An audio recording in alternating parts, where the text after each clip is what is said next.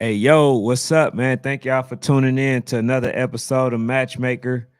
I got a special guest up here today. I appreciate you, taking the time out to come here tonight. And I seen some things that I would, like to help get addressed or spread to the people that may need to hear this stuff. Um, but before we go ahead and get into any of that, man, just go ahead and introduce yourself for those who may not know. Oh man, Coach Rock, head coach of OTF, now 10U, now you Gmyfl champion, defensive back coach, North Clayton High School. Yeah, man. What's up, man? Appreciate you for having me. Yes, sir. Yes, sir. So really, man, Sports Fanatic, he knew a little bit more because he's more in tune. But I was just trying to figure out, man, like what were some of the stuff? Because it seemed like you didn't want to like leave the league, but then you just had to make a decision that was best for you and your kids. And could you kind of explain a little bit as to what transpired? Just pretty much, man. It's been kind of like an ongoing battle between Clayton County and Gmyfl for the last couple of years. I've been at Flat Shoals Park now 2 years, which is North Clayton Park.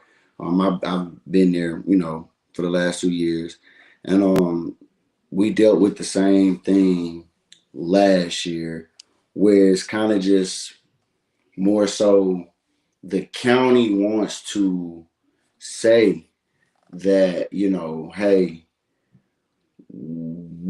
our opinion is the best opinion for our athletic program. So we want to do what we want to do. And that's basically what they did.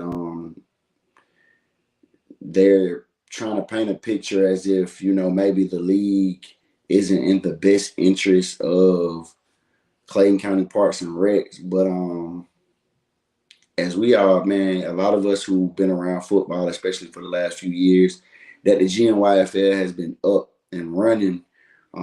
They were an expansion team. I mean, expansion league maybe like 3 years ago. They, 4 years ago, they just had popped up on the scene, and for them to now be, like I said on my live the other day, man, they, if not one, it's a close two.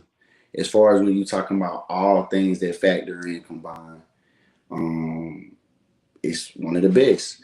And just the county just basically just making it seem as if what that league is doing and offering teams and these players isn't adequate or isn't enough for them.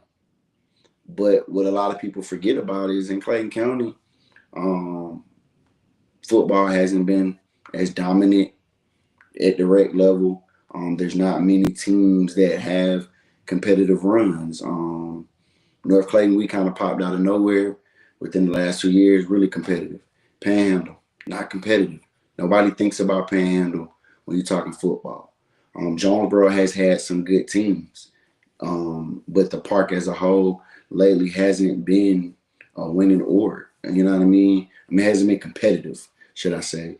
Riverdale had a lot of good talent, good teams over there. Um, and that's pretty much was it in Clayton County. So football as well as other youth sports just haven't been the priority that the county wants people to believe. It hasn't been that. So this year they ultimately decided to go ahead and just pull out the league. As of right now, we have no clue of what Clayton County teams will do. We won't be a part of it. But as my team is speaking as for as OTF, but yeah, we to pull a entire park county out of a league with no direction. That was kind of that should kind of tell you like they don't really have a grip or understanding of what youth football has become. But yeah, they pulled. Okay, so I think you just helped me understand it because I talked to my dog, J Penn. Shout out to J Penn. Definitely. And I talked to him and he was trying to explain it to me, but I think I understand just a little bit now. So basically, the commissioner or the director Director. wanted to pull you guys out of the Clayton County for reasons, and they tried to use, I guess, competition as a So that was one of their biggest. So it was competition. It was that Clayton County officials didn't have enough say so, even though every part in every organization in Gmyfl has a vote. Nothing gets passed without a vote. So basically, they complained about they didn't have enough influence in the league. It was a little bit too competitive for the entire Clayton County athletic program, as well as it was some things to do with cheerleading as well, as far as Clayton County normally hosts the cheer competitions and things. So it was a mix of, we want a little power, we want to win more, and we want to have, and we ultimately, want to just have a say more into these things with the league. And that's really what ultimately, it was. I it's too competitive. Man, I ain't never heard nothing like that. Man, And that speaks to what you're teaching the kids. yeah, what do you think? Hey, lower your standards, man. You need to make it competitive. Or give them a false sense of winning and losing. Yeah, like you're not good enough, but we're going to fix it for you so you could be good enough. We Right. want to make it to where it's like a utopia within the league. Man, get up out of here, man. Nobody want to hear all that, bro. It's not beneficial to the kids in the long run. Yeah, you basically telling them, hey, look, you won. But did you really work towards winning? Is you really teaching them how to, face adversity? Is you really teaching, is you really allowing coaches that, opportunity to really coach and really teach this game? If you just telling us you're gonna drop us in the league in a situation, this is from my perspective, and I can only give my perspective. Me, prime example. You take me out of Gmyfl and I remain at Flat Shoals Park, right? Let's just say I remain and I go with the status quo of what the county says would be beneficial to my kids, right? Mhm. Jonesboro, like I told you, I've been in this league 2 years. I've never played Jonesboro. Assuming that they didn't have my age group. That's the only thing that I can assume, because everyone that I didn't play at 8U, I played at 9U. Right. 2 years in a row. Have not played Jonesboro. Panhandle, I beat them by 40 this year. 40. Union City, I think they were one of the ones that's supposed to go with them. I don't think they have a team anymore, but yeah, I beat them by 40 this year. All right, so that's two of the teams I'm telling you that would be in the league, right? Panhandle, Union City, I beat the brace off of them. Jonesboro, like I said, haven't played them, haven't seen them. Okay. Right? Riverdale, I'm not sure. I'm hoping maybe Brian's able to put something together, but as of right now, I don't see it. I see a lot of his pieces have gone other places, and I'm not sure what he's going to be able to put together. So now you're telling me maybe even Riverdale may not have a 9U team. Who do you have for me to play? Who am I going to play? Right. Am I going to play Panhandle and Union City 3 times a piece? Or, because they want me to believe that there's other parks that want to be a part of what Clayton County is doing. But as a coach, I may not talk a lot on social media. I may not do a lot of that, this, that, and the third. But I'm always paying attention to what's going on. Right. And what I'm watching from other parks they're already locked in the leagues. Fayette County left Gmyfl. They already announced that they're in a new league. It's March, man. Registration opens up end of May, early June for most Parks and Rec, right? Mm-hmm. We got 7-on-7 going on now. A lot of these guys trying to get ready, get going now. Nobody's trying to figure out what league they're going to go to at this point. Folks are already committed. Folks are already locked in. Right. Riverdale. I mean, like not Riverdale. Closer part to me. Old Neck, Mayfield. They been Mayfield. Not gonna change. Fairburn. I think they're in Mayfield. They're not changing. Who else you got? Spalding. They in Gmyfl. Everybody's committed. Hateville. We thought Hateville was gonna maybe come over to Gmyfl. Nope.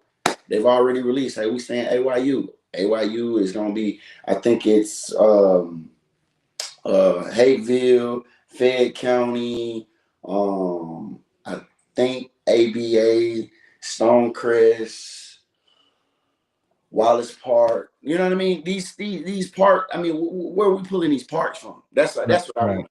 Oh You yeah, feel it's me? not like they was already in cahoots with it.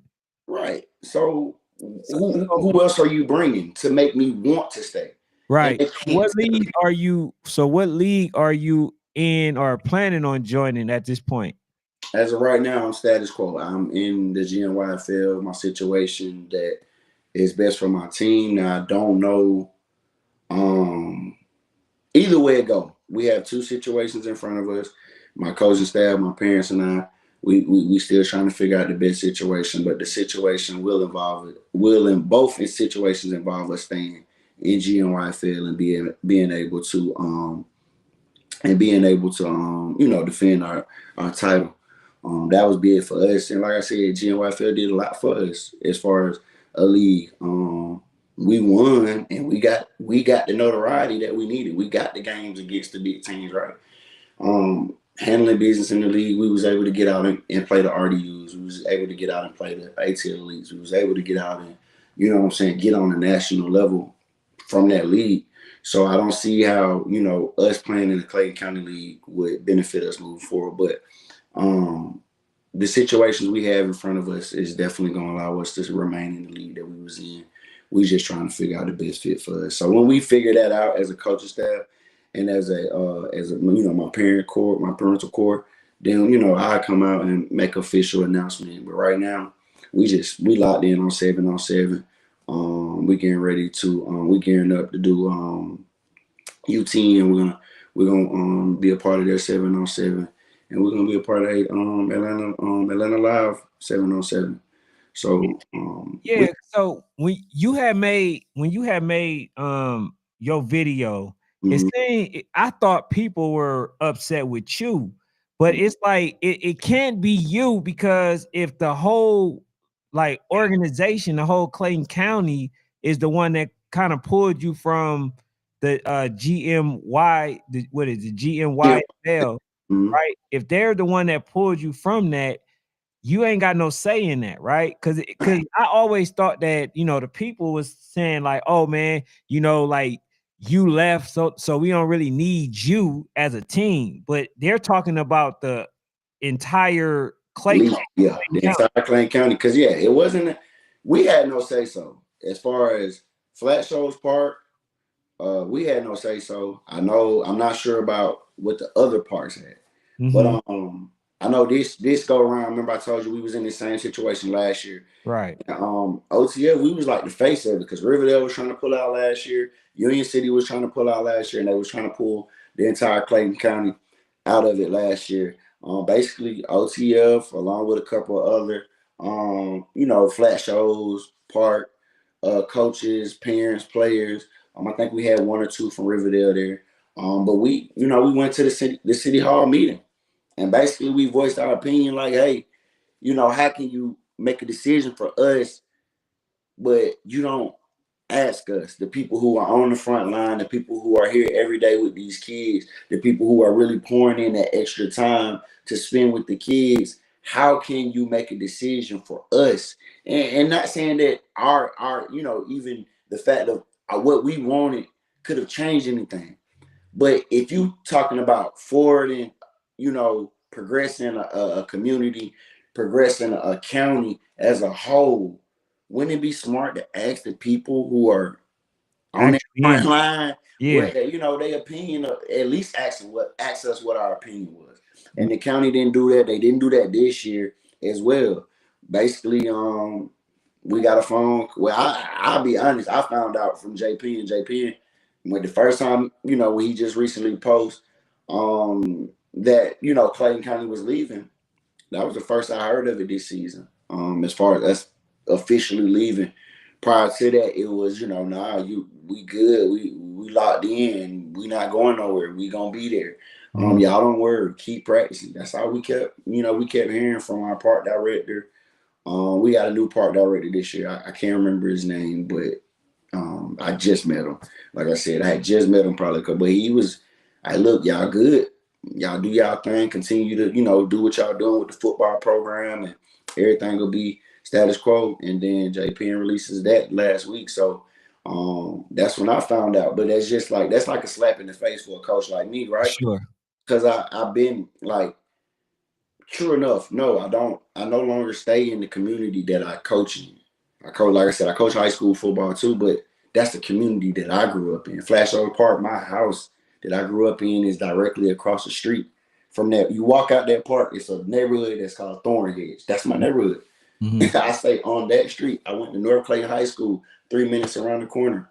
So my service to that community is because I love that community, right? So everything I put into it, everything I want to do for it is it's out of pure love. So you're asking me why people ask me, why are you taking it the way you're taking it? Because I care dearly about that particular community, because it helped me make me who I am, right? Some of my childhood friends, they're still my friends today.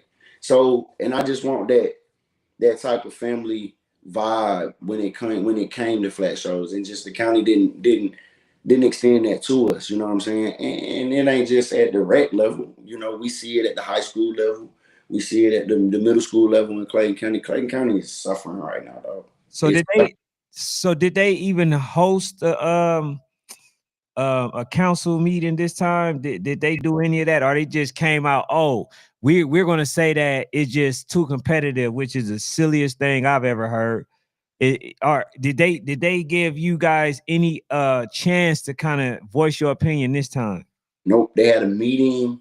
North Flat Shows had a meeting. I'm not sure who all was at this meeting, but it wasn't a meeting for coaches. It was a meeting for the park directors, the county directors, and the park workers and stuff. It was a meeting for them that took place on last Monday, and that's where they kind of made the decision. The coaching staff, we weren't invited to that. Like I said, our opinion was never asked. We knew it was a meeting. We did not know what the meeting was about.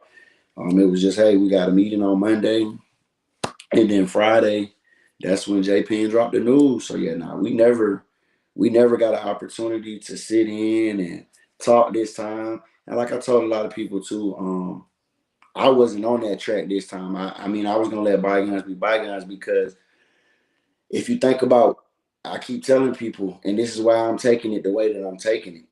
Flat Shoals Park had no football for at least 6 years prior to the season before last. At least 6 years. Could have been longer.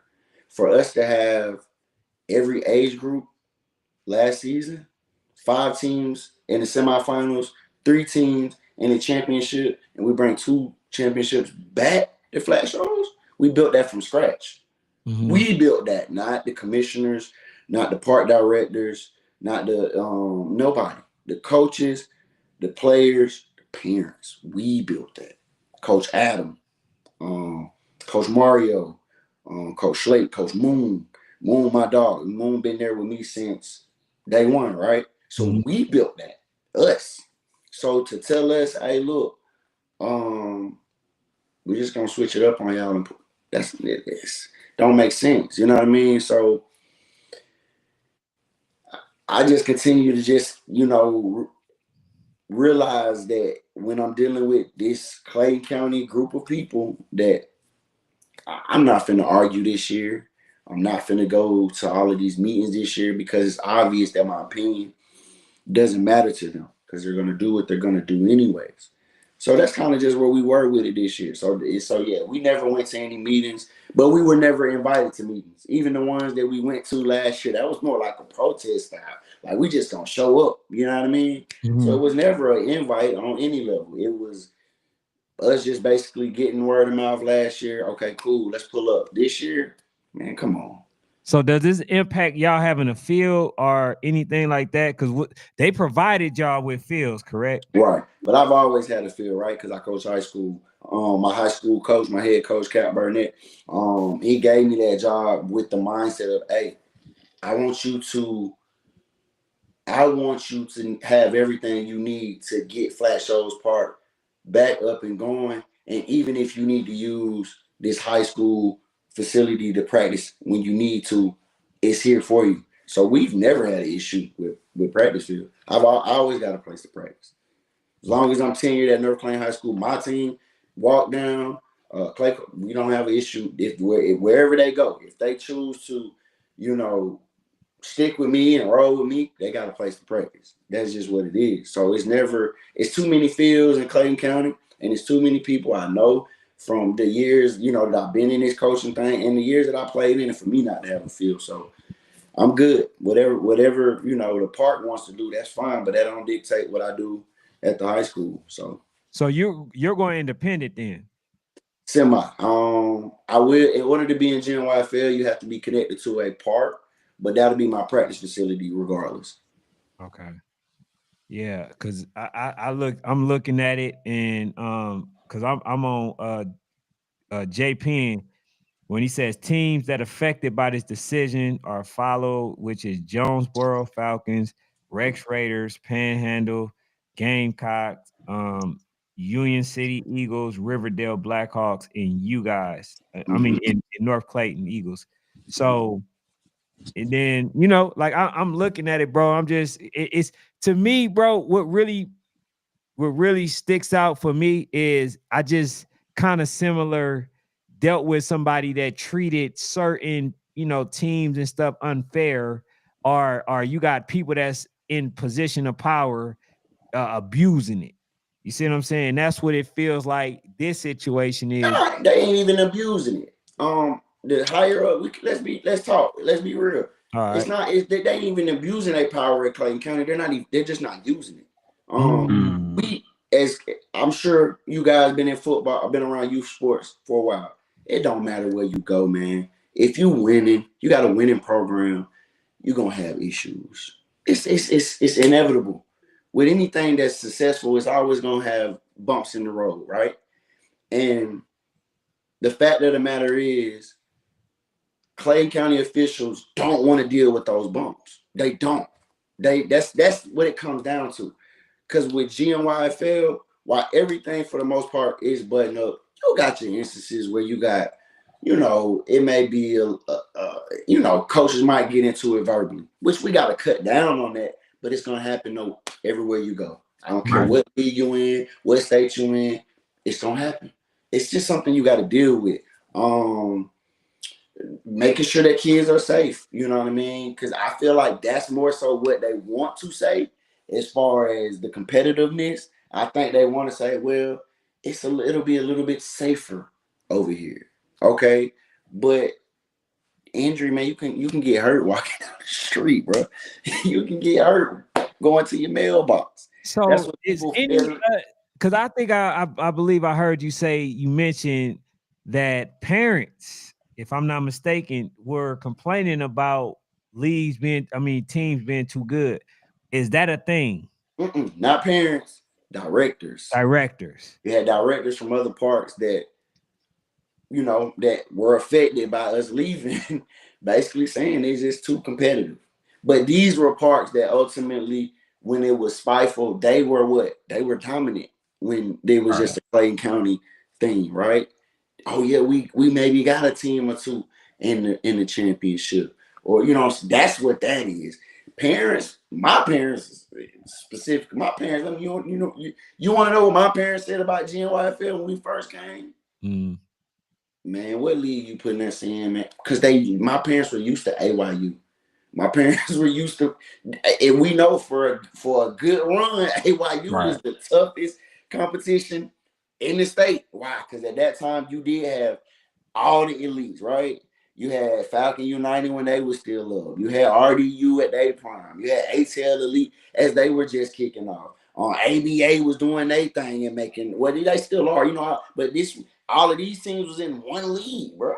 404, This was one league. All the top teams was in this one league. So that is what my parents are used to. Right. So when I first came to GMyfl, I had to sell it to them. Like, hey, look, it's just a change up for us. Yes, it's gonna be a few more, you know, I ain't gonna call them. It's gonna be a few more less competitive teams there, right? But at the end of the day, we still gonna get that challenge that we need. Which Georgia Elite Stallions, they gave us a run for our money. Riverdale, no, Riverdale stood told us, yes, we won the game, but you wouldn't know. JPN said it when he recorded the game. He said, bro, looking at the game on film and actually being there, you would have thought the game was a lot more closer than what it actually was because it was a tough game. We just, you know what I mean? We just ended up pulling away late, but it was a tough game. And we still got to go outside. And I told him we would go outside, but that's how I really sold it. But now you telling me, man, we finna switch to a league that ain't got nothing. We don't know who you play. We don't even know who we finna play, coach. Yeah, it sounds like definitely that independent route is kind of, if you're able to still keep that feel, bro, it sounds like independent is the best thing for y'all.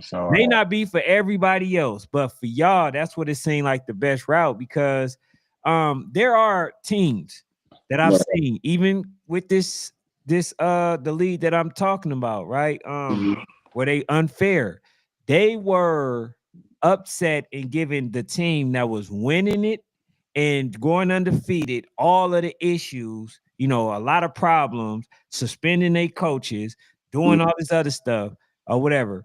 And I just see, man, when you got good teams in the league, and they always winning it 9 times out of 10, unless one of them are, like on the board or something like that, that team usually get the short end of the stick.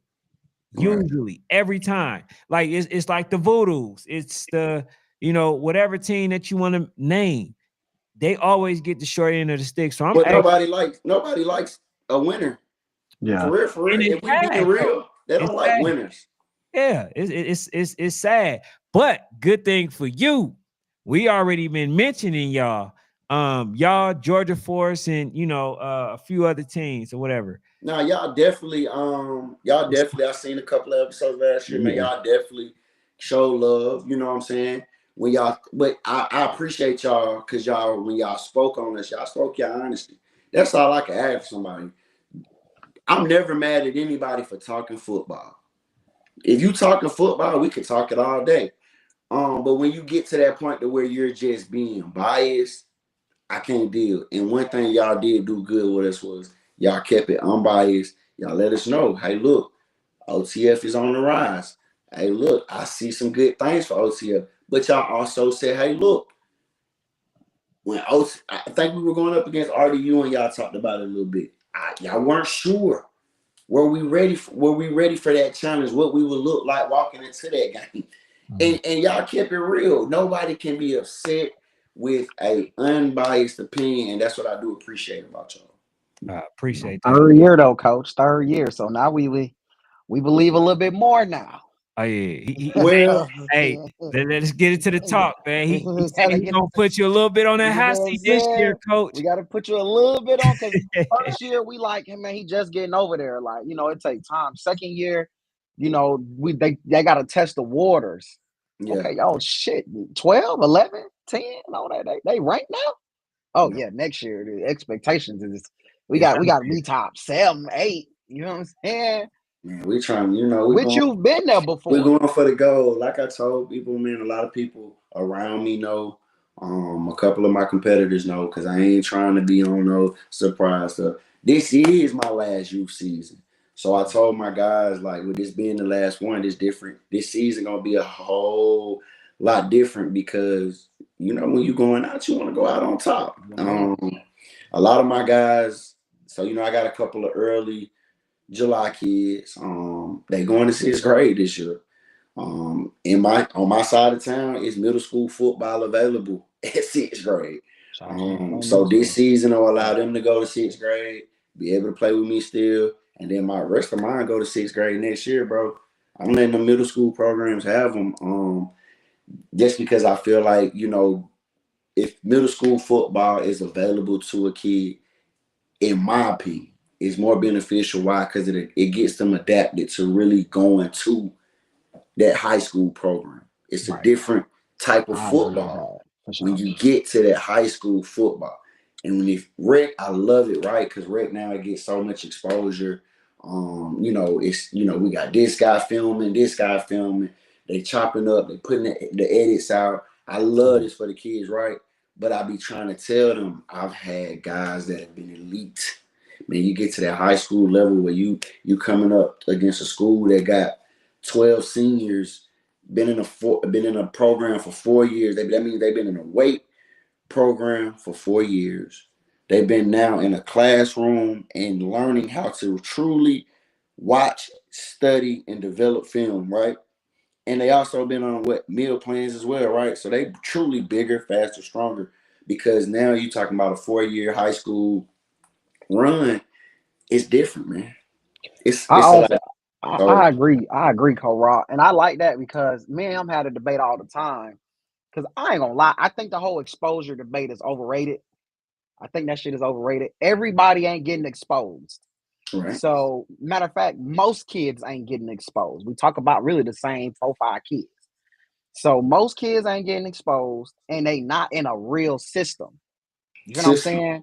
They're not in a real system. Yeah, they're playing some good talent, but they're not in a system where they're actually getting better. They're just playing tough kids. Yeah, and you're right. Playing tough kids on a Saturday ain't necessarily making you better. Like being in a system, a practice schedule, practice plan. Like you said, the high school kids coming down here to work with you. We gonna get you on this meal. We gonna tell you to eat this. You know what I'm saying? So I actually agree with you. Is this your last year because you want to focus on, you know, more so high school ball? I know It's high school ball. Yeah, just want to focus in. I got a real passion for coaching, and my guys that I've been coaching, for the most part, I've been coaching them since they were 4. Yeah, so I've been with this same age group of kids. So I watched them all develop, right? Even the ones that haven't played for me. And I've enjoyed it. It's taught me a lot. I was under Bam over at Old National for my first couple years. Me and him, we started at, shout out to Bam. We started at Old Nat. We moved from there. Oh, I'm sorry, GSA. We started at GSA, then went to Old Nat. Then we went to College Park, and the pandemic hit. The pandemic hit, they went to College Park, then went to Rare Breed. And I came, you know, for my first head coach stint over at Flat Shows. So it's been 2 years. Like I said, learned a lot. I appreciate you football, right? It's a lot different from that high school realm, but just me kind of being in it and understanding it from a defense coordinator perspective, and now a head coach perspective, right at the red level. That high school gonna be a little bit more in sync with where I'm trying to go and where I'm headed. But I appreciate what youth has taught me and what it's done for me, and I'm glad to see the talent that I've been able to watch at my age group, because I'm one of them ones. I'm honest with everybody. I'm telling you this year, for the last 7 years I've been coaching, I don't really pay attention to them but my age group. You literally got to be that kid for me personally as a youth coach. You got to be that dog at another age group for me to know you, because I'm so focused on what's going on in my age group. But it's a lot of talent in my age group, man. From the kids that I coach, Q5, Butter, Ryder, D-Boy, to, you know, it's a lot more kids that I've coached, but also the kids that I haven't coached, right? Josiah over at ATL Elite, Josh, Cut Up.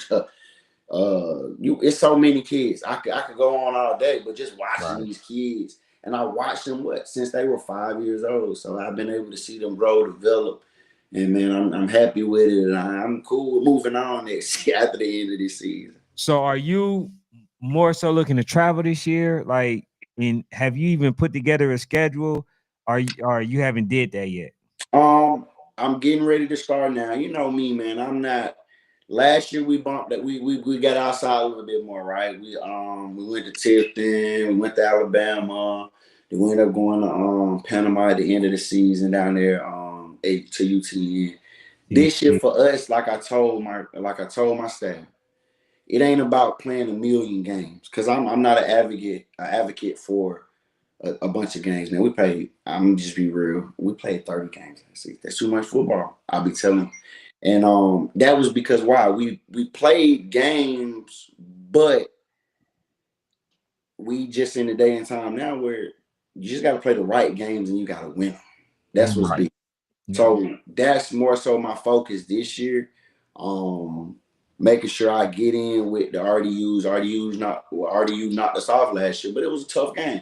That's one I know we seen all the movement, but I'm just speaking on them until rare. They got to get all the pieces together and meshing first before I'm sold on it. Are those any teams that you looking to play against? The teams that I'm looking to play against in state right now that's already together and ready to rock and roll is gonna be more than likely. I feel like Georgia Stallions in my league, they finna make a big jump this season. I feel like they're gonna be top 5, maybe at least top 8 in the state this year. So I'm looking to play them. I don't know what RDU is looking like. I'm seeing a lot of RDU kids on the Rare Breed flyer, so I'm not sure. Now I do know there is another RDE. I'm sorry, my bad. It's RDE and then RDU. RDE was I think James Davis. James Davis. Shout out Yeah, to Pimp, James Davis, and what's their head coach name? Coach Do. That his team. I don't know what they doing this season. Like I said, I've seen some of their kids on a new flyer. So I don't know. But if their team is intact, definitely. It was nothing. Dude, when I called him last year and said, hey, he called me. He said, hey man, we want a scrimmage. I said, dude, I want a game. And he gave it to me. So it's just that simple. But if they stay intact, definitely RDE. RDU. Definitely want to see them this year because they were Georgia Falcons last year. I know they moving over to RDU this year over at Welcome. If that team remains intact, they'll be the top 2 that we want to kind of see in state. Out of state, we're looking to grab at least one of them Florida teams. And if we get that opportunity to get Bessemer on the line, we want it. So that's a good list right there, man. I mean, no top dogs. You can't do nothing but respect all them organizations. Yeah, that's a good list. Yeah. So, like I said, bro, it's winning the right games. And it ain't about playing 30 games. I really want to cap us at about 18 to 20, and that's includes season, preseason, postseason. We're gonna do Warzone this year. I haven't done Warzone as a head coach, so I want to do Warzone, give my guys that experience. Try to come out on top at Warzone, and hopefully we can get a early YNC nod since we made that top. I think we finished in that top 10 last year. I think we finished at 10. So yeah, I would love to get that early YNC preseason bid if possible. Because I know we're gonna get the games that we need in those. And because I'm definitely trying to get away from a lot of Sunday games this year. Hey, Coach, what's up? Have you I want to stand. What's the question? All right, go ahead, man. I have forgot. I just lost my train of thought. Why do you want to get away from them Sunday games? Why you want to get away from those? Yeah. It's just too much football, man. It's too much football. And honestly and truly, the way that I see it going, that's what ultimately cost my team late. My guys were burnt out. They were burnt out, bro. They were burnt out. We played like 5 Sunday games.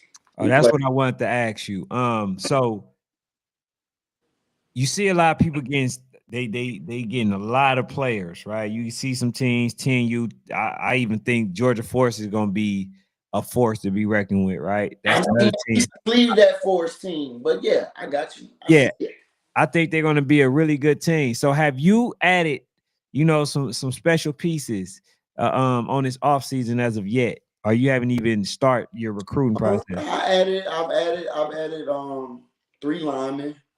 3 linemen that I definitely think are gonna come in and help. Big Sexy, my boy Big Josh, they're gonna come help AK. They're gonna come in, they're gonna help, my anchor, my guard, Big Justin. They're gonna help these guys, right? So that was big. That was my biggest focus. Focusing on that offensive front. Defensively, I think we'll stand. We were pretty decent with where we at. I have brought in a couple of linebackers. I think we needed to add a couple bodies at linebacker. But skill wise, man, the only kid that I brought in is Blizzy, man, number 4 from Riverdale. A lot of this kid didn't get a lot of exposure just because of where he was at, right? But I watched this kid play Georgia Falcons in a war zone preseason, I think. I watched him play in the semifinals against Georgia Stallion. And if you watched us at UTN, he was probably our most dynamic playmaker. This kid is highly underrated. Okay. And them the ones that I like. He's highly underrated. He plays a running back position, play linebacker, but I think we're gonna push him more to a safety. I think he'll fit at the safety spot for us as well. But at running back, man, just explosive, big play guy you want. Separation, and he's not a dancer, right? He's a guy, he sees it going downhill, and he's down here. He's here, and that's what makes him so special, because you have so many young running backs, especially at 8, 9, 10. They still second guessing their moves. Man, this kid sees it and he hits it. He's vertical, and that's what I like. And it's not a vertical to where he's overpowering nobody. Like he'll run you over. Don't get me wrong, but no, it's there's a crease. Let me get through it, and speed is next level. So he's a track guy as well. So definitely happy to have him over. But I'm returning some good guys, right? Yeah. Agent Zero, he's coming back. I think for him, it's gonna be a breakout season for us. He got with us a little late, so us trying to manage with him. This little joker like a little bowling ball, man. So we had to figure out, what I'm saying, how to get him involved with, right, a D-boy back there, a kids back there at the fullback spot, a butter at the wing back. So just getting him acclimated now. He came up big for us in the championship. He came up big down in Florida. I'm looking for us to be like a transcendent year for him. He been going out to Dallas training with T360. And if you don't know who he is, he's that guy when you talking about running back training. So this kid and his family, and this is what I be telling people, it's levels. Right. It's levels to this. Oh, I want my child to have the best. If you telling me you got a mom and a dad that's paying to fly their kid, we talking about a 10-year-old now, to Texas twice a month for 3 months just to get training with the best. Right. Come on, man. That's different level. And I be telling people, this is what y'all be wanting, this type of notoriety, but y'all ain't got this type of, input, work ethic, and parents don't have that much care and concern. Don't get me wrong, it's a lot of great trainers in Atlanta, right? It's a ton, right. But we saturated, man. Y'all know this. Yeah, it's a lot. It's too many. Doing absolutely nothing but taking folks' money. So so it's gonna be a big season for my backfield. Hey, I gotta say this though, Coach. It's my guy being here. You know, I think he happy. He feel like it's too many. He feel like it's too many leagues, and you know, like he want to kind of do away with so many leagues. You know, he want to kind of put all of the best teams, you know, in one league, man. So like I think they're trying to do like a national league, at least out here, you know, spearheaded by Coach Mark. That's what he keep telling me that he's looking to do. So that might be something if he decide to go with it, you know, to you know join as well. But Man, I think y'all I up there, love. though, bro. I think y'all up there. That's why I'm really even mentioning y'all with them. You right. I love. First of all, I love what Mark doing just for football. You football in Georgia, right? Some people hate it, some people love it. But I do enjoy the fact of what Mark has created as far as what people fail to realize is Mark is giving everybody in the state an opportunity to elevate yourself. Right. He's giving you the platforms, he's giving you the stages. He did it, however he did it is how he did it. But he's giving you this. We got to use it as coaches, especially the ones who are, like you said, coach, on that level. So I'm definitely not against a league with the elites of the elites. If Mark is able to pull it off and put it together, I think that would help shape it to where we need this thing to go, right? So we can get these these talent levels a little under control. Because I do feel like, okay, Voodoo shouldn't be playing certain teams. Rare Breed shouldn't be playing certain teams. And I know people like, oh, well, coach, you just said it wasn't too competitive. Yeah, I get that. But we all know it's tears to this, man. It's tears to it.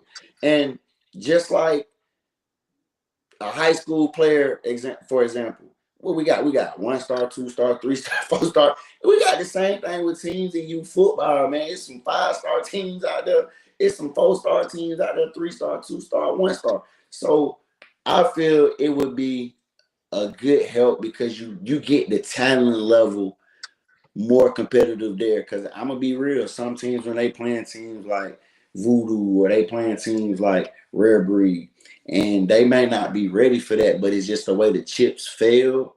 That's doing more damage to those kids who may not be on that level. You telling them that they're not good enough, but no, you're just not good enough now. If you could, you know what I'm saying? Because a lot of those kids on those teams, they going to training 5 days a week when they ain't in session because you playing with 2 of the number 1 teams in the country. Right. But them usually be the ones that actually go to high school and be the starters. Right. With that, man, it's just a matter of, I put it like this. It's 50-50. Because don't get me wrong, while you do have a ton of those kids from those teams that do go on and play at the high school level, you got some, right, that have been on those teams, right, and they getting crippled too because why? I got a superstar next to me, and if I don't make this play, he gonna make this play. Right. If he don't make this play, he gonna make this play. That's what Mark bragged about on the live that he was just on. How his players are, hey, bro, he messed up. I'm a dog coming in right behind him, right? But that's crippling some of them. Why? Because when they get to that high school level, they're not used to what? Being down at the half. They're not used to that adversity and, oh, I got to be the one to step up and make that play. Why? Because they got a 1,000 watts. So they got a, you know what I'm saying? Or they got a, what's the kid that he just went back to Florida? He was with Rare Breed last year. B5. Right. Or B5 or LA Mike. These kids is what I tell people, these kids are transcendent. So it's different, right? But it's kids that have been playing with them for the last few years, right? That, okay, they're just good. We're good enough to be here.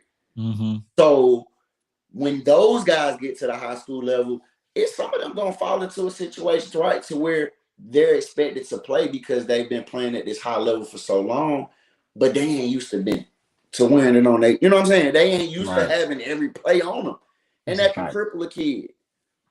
So it all got pros and cons to it.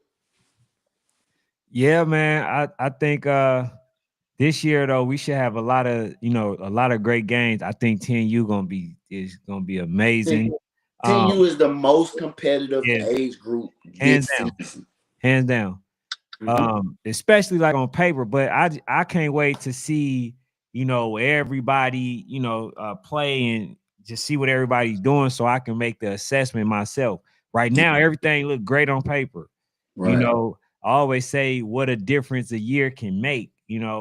So some teams might be good last year but not this year, but like I really think that certain coaches just know the talent. They just know when they got something special. You know what I'm saying? So that's how I look at it. But coach, you are a high school coach also. What are some of the things though? Because I'm pretty sure you have the same high school standards that most coaches that coach high school have as well, far as like things that you're not going to tolerate, things that you may let go, and far as things you may or may not deal with when it comes to parents. Like, what are some of those things? I won't talk parents. That's I think that's most high school coaches, right? This ain't no pay you play. It's not. This is a free. You go here, you get the opportunity. That's all you promise when you get to that high school level, bro. Is an opportunity, and that's what I try to keep a status quo with my little league too. I ain't promising you nothing. I'm gonna promise you an opportunity to come over and show me what you can do, but I will give you nothing, and it's even bigger at the high school level. So I'm not talking to no parents, right? I don't want to hear no excuses on why you didn't make it today, because why? You was in that building for, 6 hours, whatever the school day was. You missing practice. That's unacceptable. Poor work ethic. I don't go for it at the high school level. You showing me that you know what I'm saying, you're not gonna dedicate to what we doing, I'm gonna forget about you. I ain't thinking about it. That's just what it, and it's so much easier at the high school level because at the end of the day, you able to understand who wants it and you can reward them for that. And then you the ones who don't want it, I can leave you right there by the wayside. You can put on a jersey every Friday night, look clean, look good, feel the numbers on the sideline, and get what? We'll be good. But yeah, man, I ain't doing no talking to no parents. I feel like, especially now, the way people move their kids, most of these kids are in schools that their parents pick for them. It's not many kids going to schools that they live in the district. We call them spade to spade. Most of the kids that are at most of these, big programs, they don't live in the county, right? They don't live close to the school. So with that being said, that means parent, you chose the coach and the location for your son to play. Let that coach do that.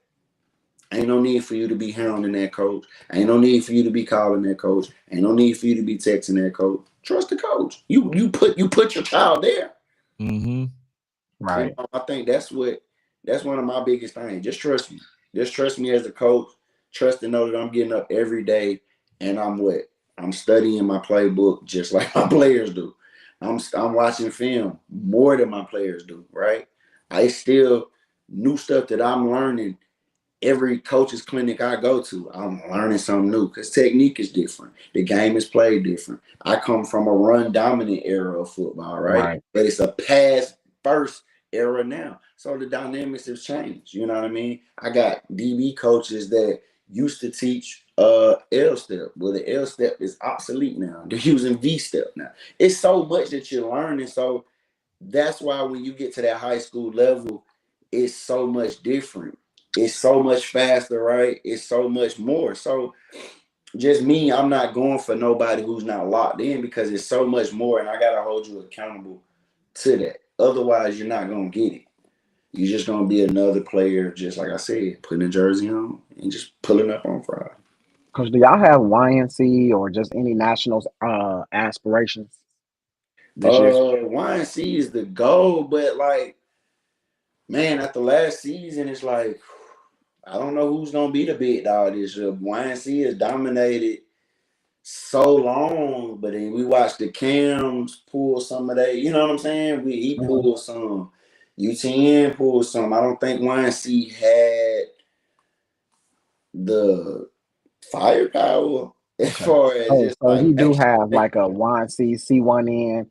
You do have like Yeah, national going to aspirations nationals though. for sure, for Okay, that's what's sure. up. Yeah. Like I said, last year we went to. I think first year we went to ranked up. We split 1-1. This year we went to a UTN. No, I ain't making no excuses, so I ain't even gonna say that. We went on to a UTN this year. We played 2 tough games. We went on to UTN. I wasn't satisfied with the outcome. Definitely felt like we could have won both games. But we, like I said, the other team wanted it more, and we're gonna leave it at that. But yeah, every year I want my boys to hold up a big one at the end of the year for sure. It's never nothing short of a national championship. If any coach is telling you that he's playing competitive football and he ain't trying to put one of them in the trophy case, Right. take your kid off his team. You need to find you another coach. Now, if you Right. you see your kid, just going through the status quo, cool. He's probably not going to be on one of those teams. But if you're on one of those teams where your coach is out here coaching competitive football, absolutely. A national championship should be on the board. It's at the top of our board this year. All right. Shout you So out. last thing pertaining to the high school coach, youth football. So a lot of young men are not really truly getting the development, right? That they should. If that's the case, if you just see raw talent, like what is your approach? Are you guys reteaching them, or do you guys not have the time to do so? What is your approach on that? I'm reteaching. Right. I get a bunch of middle school guys coming in now. They don't know much, right? They know a good bit of football, but like I told you, times are changing. Times are changing, and if I see raw talent, hey, it's worth it. Let Right. work. I'm right there with you. Because if it's talent there, then it ain't nothing but a little coaching that'll get you over the hump, anyways, right? Because we already know the raw talent kids, they raw talent takes them, and then it's not until they meet a coach, right? That really brings them in and say, hey, look, let me hone your skills. Let me show you Right. how to tighten up on this. Let me help you get to the next level. That's what we're here to do. So yeah, if I see raw talent and and the kid just need that fundamental in certain areas, I'm gonna slow it down and I'm gonna give them that because raw talent, as long as it's there, trust me, it ain't gonna take them long to get. It's just what it is, you know what I mean? So yeah, I love and that's key for me. I love to be able to say, hey, look, um, I'll just tell you this. So I tell my parents at the beginning of every season, I never measure myself off wins and losses, right? Because I know as a good coach, I'm gonna always win. I'm always gonna have a winning record. So I gotta measure my coaching, you know, grade or whatever you want to do for each season on how many players have I truly gotten better.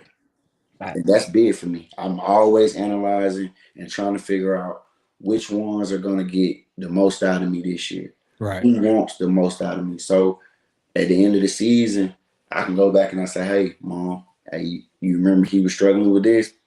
That boy look good now. Or hey, Right. dad, remember he wasn't reading this assignment like this? Well, get what? That boy reading and filling the gap ASAP now. So that's what I kind of grade myself on each and every season. I'm gonna win, right? I've been winning since I've been at it.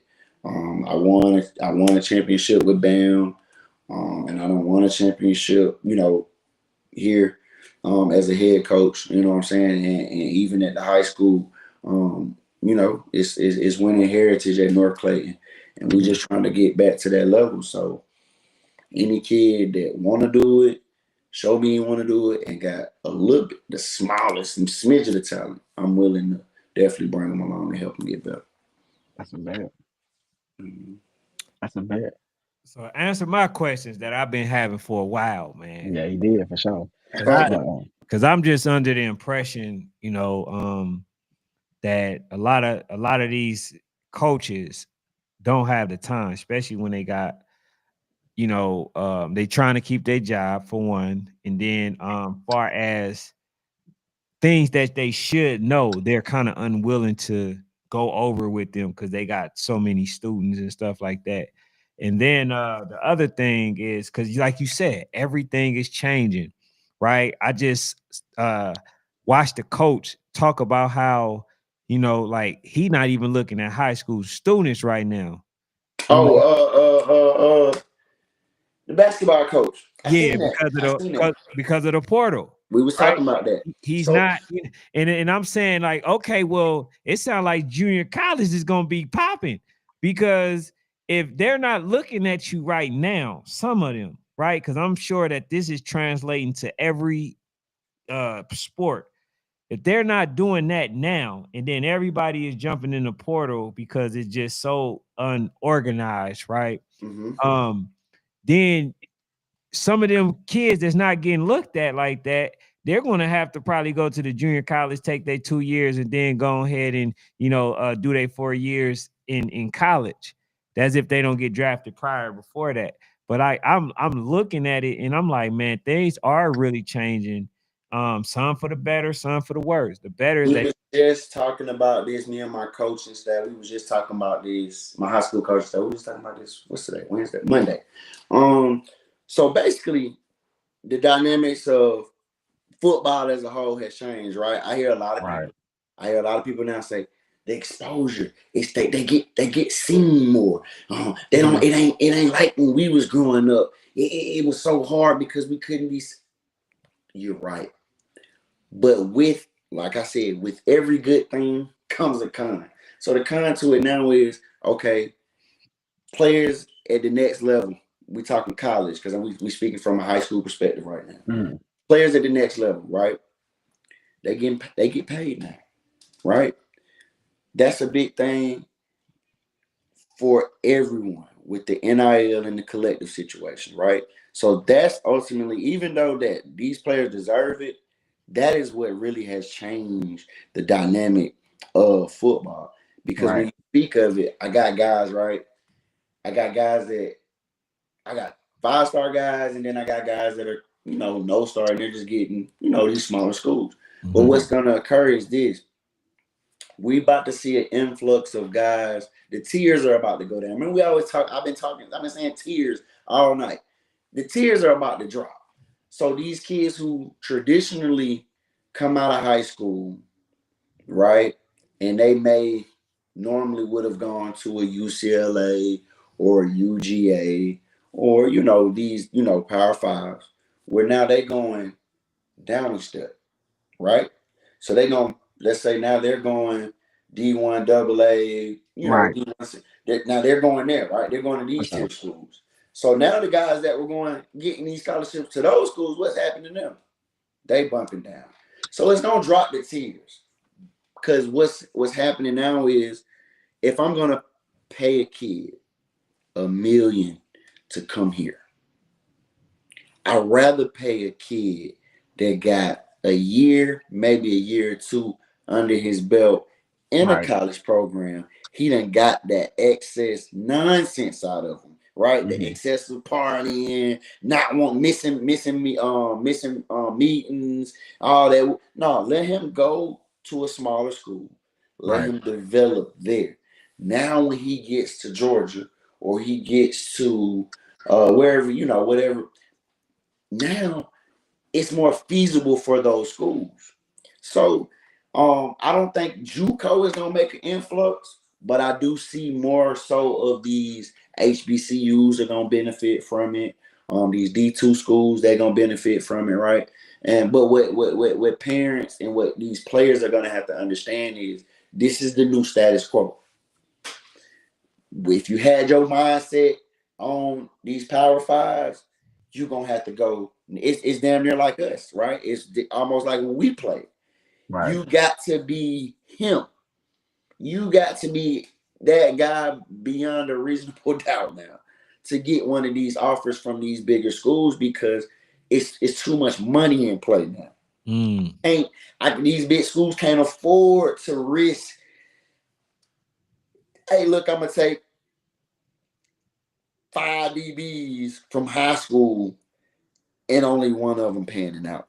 Well, what I'll do now is I only have 2 scholarships for DBs as a Power 5 that's going to high schoolers. The rest will come out the portal. It just makes more sense for the schools, for these big schools. So yeah, we're finna see. We definitely finna see an info. I think the junior college rule, I'm not sure if it passed, but I know they were saying that they're trying to make it to where the JUCO, if you go to JUCO, it won't hurt your eligibility towards going to a major.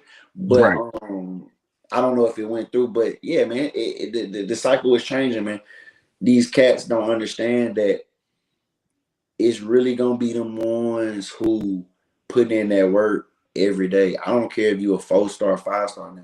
You're a 4-star, 5-star, you'll find yourself at one of these D2 schools in a minute now. Cause that's just the way football is going. Just being real. I had a prime example. I got a kid.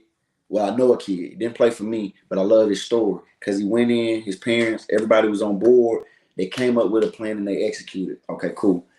He started at a middle school over in Clayton County. He won a couple state championships, county championships, right? Boom.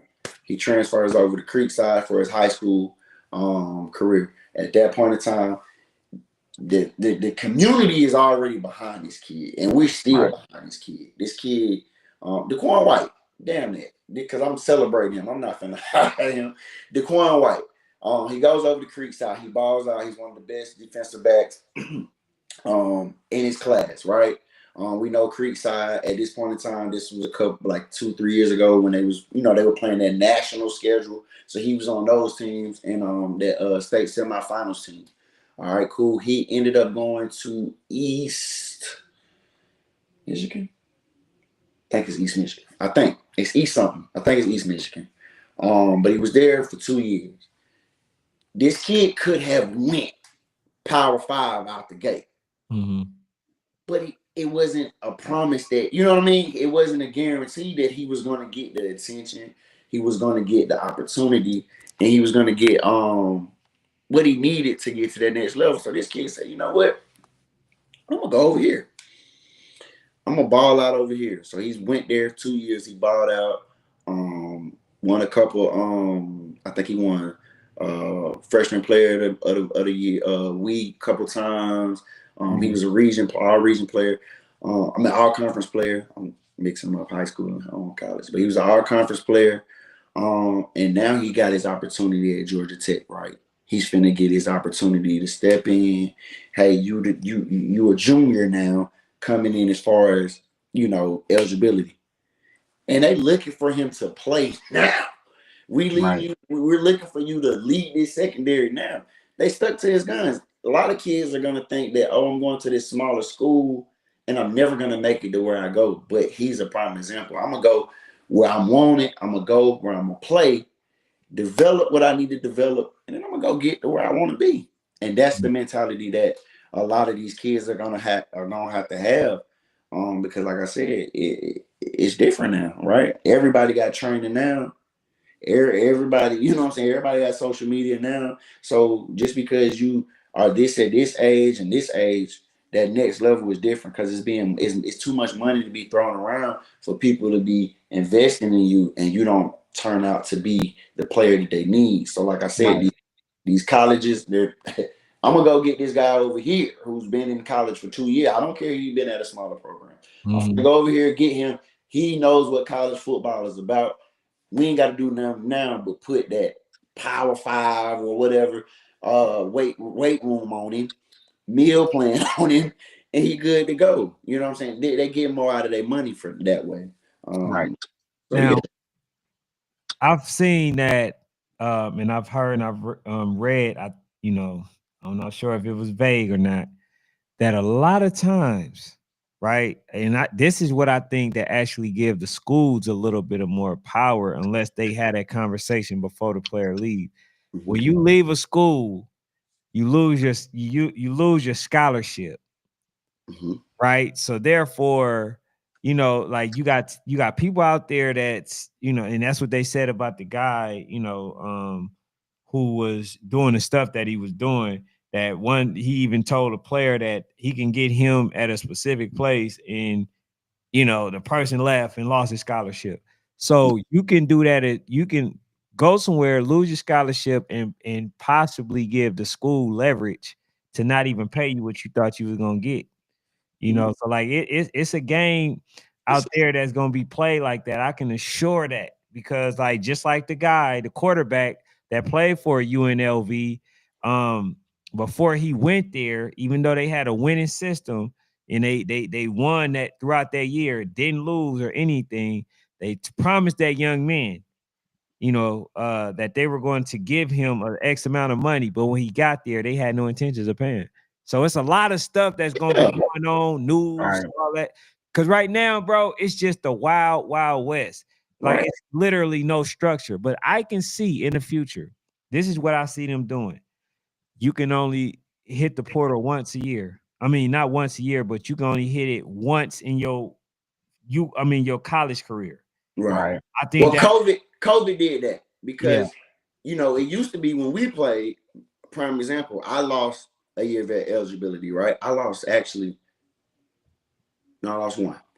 I transferred from a D1 AA, which is Tusculum College, to Alabama State. Okay. When I went from there, you used to actually lose a year. So what it was going to occur now is you can only transfer once and not lose a year. They're going to allow them to transfer more than once, but they're going to now implement what? If you transfer more than once, you're going to lose a year. And that's what really has to happen, because I'm going to just be real with y'all, man. It's just coming from a coach's perspective. I think that, even though like football has changed, I still have to be honest with, how I feel about things, because I'm still an old school guy. I truly do feel the transfer portal now has diminished loyalty amongst athletes to programs, and it trickles down not just from college.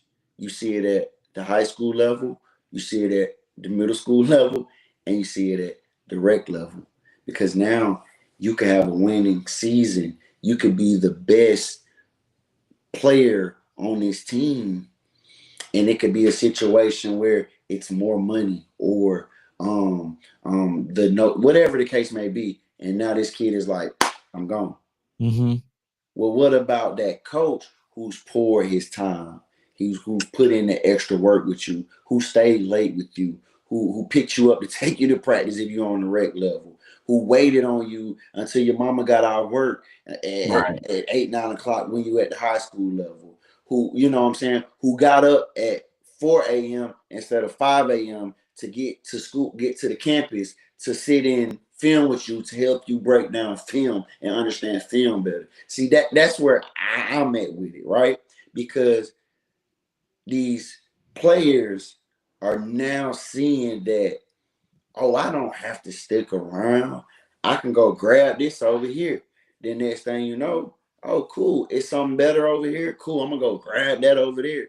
You're not teaching them loyalty, because I feel like the biggest part of football back then for us, our ages, I'm not sure, I'm 35, 36, but the biggest thing for me playing football was what, that brotherhood, right? I was loyal to my brothers. There's no way, trust me. I had partners that went to Lovejoy High School when I was coming up that wanted me to come back and play out there. I had cousins at Banneker High School that wanted me to come play there. I had a coach at MLK. He wanted me to come play there. I had a coach at Mays. He wanted me. This was when I was in high school. They wanted me to come play there. But guess what? I'm at the Clayton. And it was nothing you could say, do, or tell me to leave what I got going on over here. These are my brothers. Mm-hmm. These are my dogs. At the end of the day, I ain't finna let them down for nobody. And ultimately, what they don't understand is, if the situation is right, you gonna get what you need out of it. But just switching up ain't gonna always guarantee you the best situation. I'm gonna be real. I was a great athlete, but I got recruited because I played next to Morgan Burnett. And when they came to watch him, I just so happened to be there and showed up that day. You know what I mean? Along with a bunch of other guys that played with us, right? A lot of times they came to see Morgan Burnett, Jeremy Elder, Winston Bowens, Kyle Love. Kyle Love and Morgan both played in the league, but they came to see them. But the rest of us were like, okay, cool. Did my bro? He's another player to me. So and I'm his counterpart. So when I step on this field, I don't care who's across from me. I don't care who you is. I'm him. And that's what I portrayed when I played the game, and I did it for my brothers, because every weekend we did this. We did it together. We went to 5 a.m. right? We went to 5 a.m. to get mat drills together. We did summer camp, summer 7-on-7. We did all this together. Mm-hmm. It's nothing that could have made me leave them in that situation, because at the end of the day, these my brothers. These still my dogs to this day. So that's why, and that's my whole thing about it. It's just diminishing the loyalty to the program. And like I said, everybody do what's best for your kid. Your kid is always the priority. I'm not mad at no parent for doing what's best for their kid. But at the end of the day, come on, we got to teach them some type of loyalty. We got to teach them some type of, hey, let's stay down. Let's see what this thing do. Now, if it don't look promising, then I understand it. But if it got potential, you just got to let it ride. You know what I mean? Because kids, like I said, man, they're just, now it's like adversity hits. And instead of staying in that adversity or pushing through, it's like, nah, I'm going to just up and leave. You know what I mean? And that's what's hurting these kids the most out of the, the NIL, the transfer portal. That's what's hurting them the most. It's not giving them that mindset of, I can push through. No, the situation ain't ideal for me. Coach ain't rocking with me. Cool. I'm in the portal. And they do the same thing in high school, same thing in rec. Oh, coach ain't rocking with me. I'm gone. I'm gone. You see it getting better, or you see it get worse? At youth, I see it getting worse. High school, I can't put a finger on it yet, but they gonna fix college, because I definitely feel like they're gonna start making it to where, hey, if you transfer again, you lose your year. Because right now, it's just a bidding war. It's a bidding war, man. What people fail to realize is, man, it's players, not off NIL, the collective. NIL is name, image, and likeness, right? That's guys who's getting out, they're getting endorsements from companies that are not associated with the university. Collective is what's paying a lot of these players, because that is money coming directly from alumni and other donors into the pot. And they're saying, hey, football program, I'm gonna donate $20 million to y'all. Y'all, you know what I mean? Go get who you need. Mm-hmm. Right. So what's happening is you're watching players get ignored. Y'all, I didn't know. I had to be educated on this, but it's some college players that's making close to $20 million for a single season, bro. That's crazy. Right. But that's because now schools have the ability to what? It ain't go in the bathroom, look up under the counter, and we got some little money for you no more. It ain't that no more. It ain't, give you a hug and I stuff a little, couple $100 in your jacket. It ain't that no more. It's, hey, sir, look, I'm gonna give you $5 million to come play here at the University of whoever. You know what I'm saying? Mm-hmm. And it's like, okay, well, we down here in Texas, we got that oil money. Well, hey, down here at University of Texas, we're gonna beat that offer of 5, and we're gonna give you 7.5. It's a bidding war right now. Right. And that's why players are. Carson Beck had no reason to leave Georgia. Y'all know this. He had no money, business man. Money. leaving Georgia. Money. You think he gonna win a national championship in Absolutely Miami? This not. ain't no disrespect to no Miami fan. Absolutely not. Cam Ward was just there. He didn't win a national championship. I know Carson Beck ain't finna go down there and win a national championship for y'all. See what I'm saying? So his opportunity to win one was better here, right? So he left a better winning situation wise to go chase the money. And that's what a lot of them gonna do, bro. They gonna go chase the money, which I'm not mad at anybody for chasing the money, but at some point we gotta factor back in the loyalty. That's just where I'm at with it. Yep. Oh, man, there you have it. But yeah, Coach, man, I appreciate you coming. I so appreciate it. On. Wait. Before Coach leaves, before you leave, Coach, Coach at North Clayton. I coach at Woodland High School. Do we have a chance to beat y'all in the spring game? No, we will beat y'all. It's going on 3-0, right? I think it's been the last two. This will be the third. I think this is the third year. Yeah, Coach. Unfortunately, no. It's gonna be another one. Okay, I'll just. Hey, man, look, you in a great situation. I'm glad you over there. Willing. That's Henry County, right? Yeah, for sure. Henry County is definitely trying to make sure that they pour into their athletic programs. I'm gonna give y'all this little bit of my rant, just so people know. Hey, man, I love Clayton County to death, but I must tell everyone, when you're talking about officials, higher ups that should truly care about your kids, they don't. Vote these people out of public office. Stop voting for these people that's telling y'all they're gonna do one thing, they get in the office and they do another thing. That's what it comes down to. That's what's going on in Clayton County. That's why Clayton County doesn't have a high school hall of fame. That's why Clayton County has Morrow, Lovejoy just was remodeled. Jonesboro got a remodel. Money's Mill got a little bit of a remodel. And our enrollment is not skyrocketing because people can see, regardless of these new facilities, the people that are sitting at the top, they don't care. It's taking them too long to spend this money. It's taking them too long to put this money behind these schools. And a lot of times this situation could be much better if we get the right people in office. So people who in Clayco, people who got kids in Clayco that's playing, if you a coach, hey man, get these people out of here because these folks are not doing your kids their just service. Clayton County needs a new day to arrive because it's no reason that Clayton County is not one of the top athletic counties in Georgia. And this is just me today.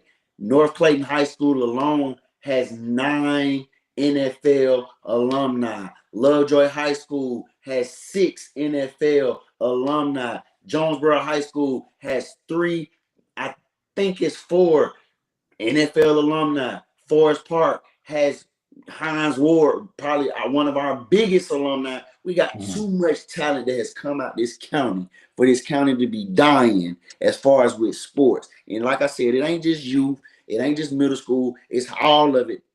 Youth, middle school, high school, above. We got to get people in here who care about our kids, that want to bring back positive youth football. Get these guys exposed. Get these guys the right facilities. Get put these young men and women in a good situation to thrive and be successful if athletics is what they want to do.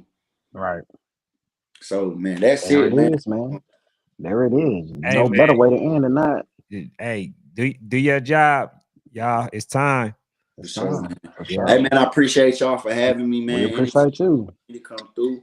I'm always here for you guys. I appreciate you guys. I support you guys and what y'all are doing. Continue to do great things with this platform, man. And I appreciate y'all for showing my OTF family so much love, man. Yes, sir. Yes, sir, man. See you in the spring, Coach. Yes, sir. Yes, sir. You know all right. Y'all hold it down, John. Yes, sir. That's a lot of great information. That was a lot of. Hey, man. Beat their ass this year, man. You say what? We're gonna beat their ass in that spring game this year, man. I just had to throw that out there. My bad, man. Yeah, all right. You ain't take it off. That I really don't believe you, man. Let me go ahead. Hey, man. Man. Someone probably ain't in here, but man, PA was good. I'm gonna go down and read these, and then actually the flow gonna be yours. What it says, he said, "What's on the local ball?" He says, my guy Rock, Pete. He said, too competitive. Damn, yeah, man, that was crazy.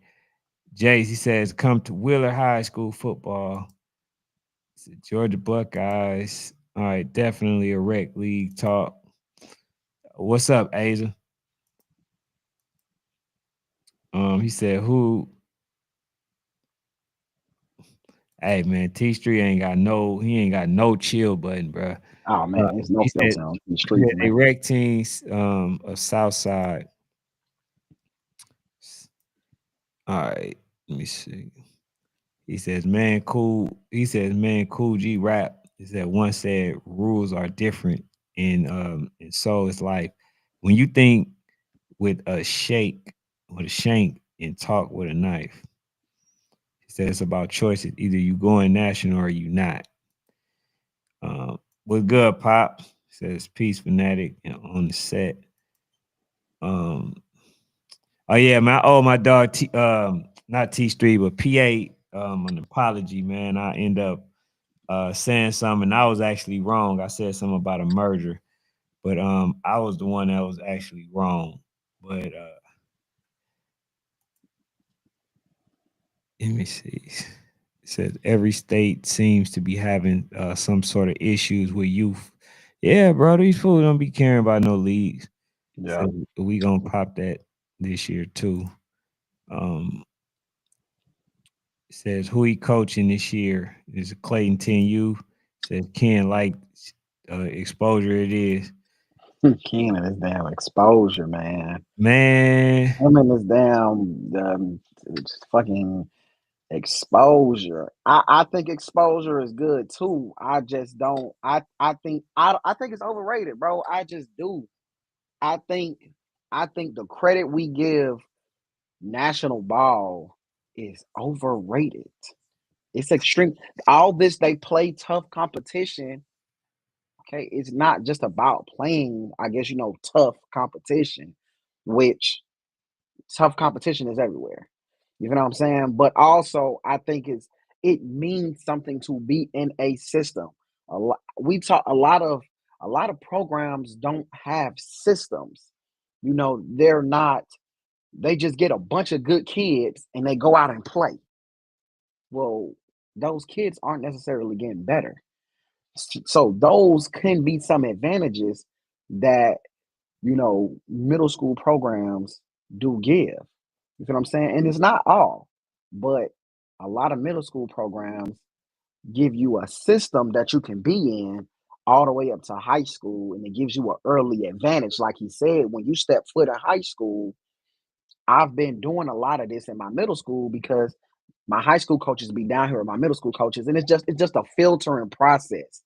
So for me, I think it's important that every parent asks themselves, what's important to you? You know what I'm saying? Because to me, I ain't gonna lie to y'all, exposure wouldn't be that important to me because every kid ain't getting the same level of exposure. You know what I'm saying? If you one of them and you're getting the exposure, cool. That works for you. But the majority ain't getting no damn exposure. So what is their reason for doing this for so long? They don't have one. Now, if I can play both, shit, go ahead, play both. But I think the whole exposure conversation is kind of overrated though. Exposure is never bad, my dude. But they ain't getting none. We you talk gotta, about the same kids. bro, you gotta build relationships with these goddamn these folks, man. No, it's not even just that, bro. When a lineman in high school will get way more exposure than a lineman in youth football. That's facts. You feel what I'm saying? Because the people that gives the exposure, people that go, me and you will sit on the show and we'll talk about a Big Mason and all these other kids. Like, we will talk about them, but they not getting mic'd up. You know what I'm saying? They're not getting their own little highlight reels that people be doing. You feel what I'm saying? Like, a lot of kids don't get the exposure, because this is when I'm going to condemn the media, because the media doesn't give it to them. Mm-hmm. You know what I'm saying? We don't give the exposure to some of those hogs. We don't give the exposure, especially at a young age, to a lot of wide receivers. And if we do, we don't spread it across. You know what I'm saying?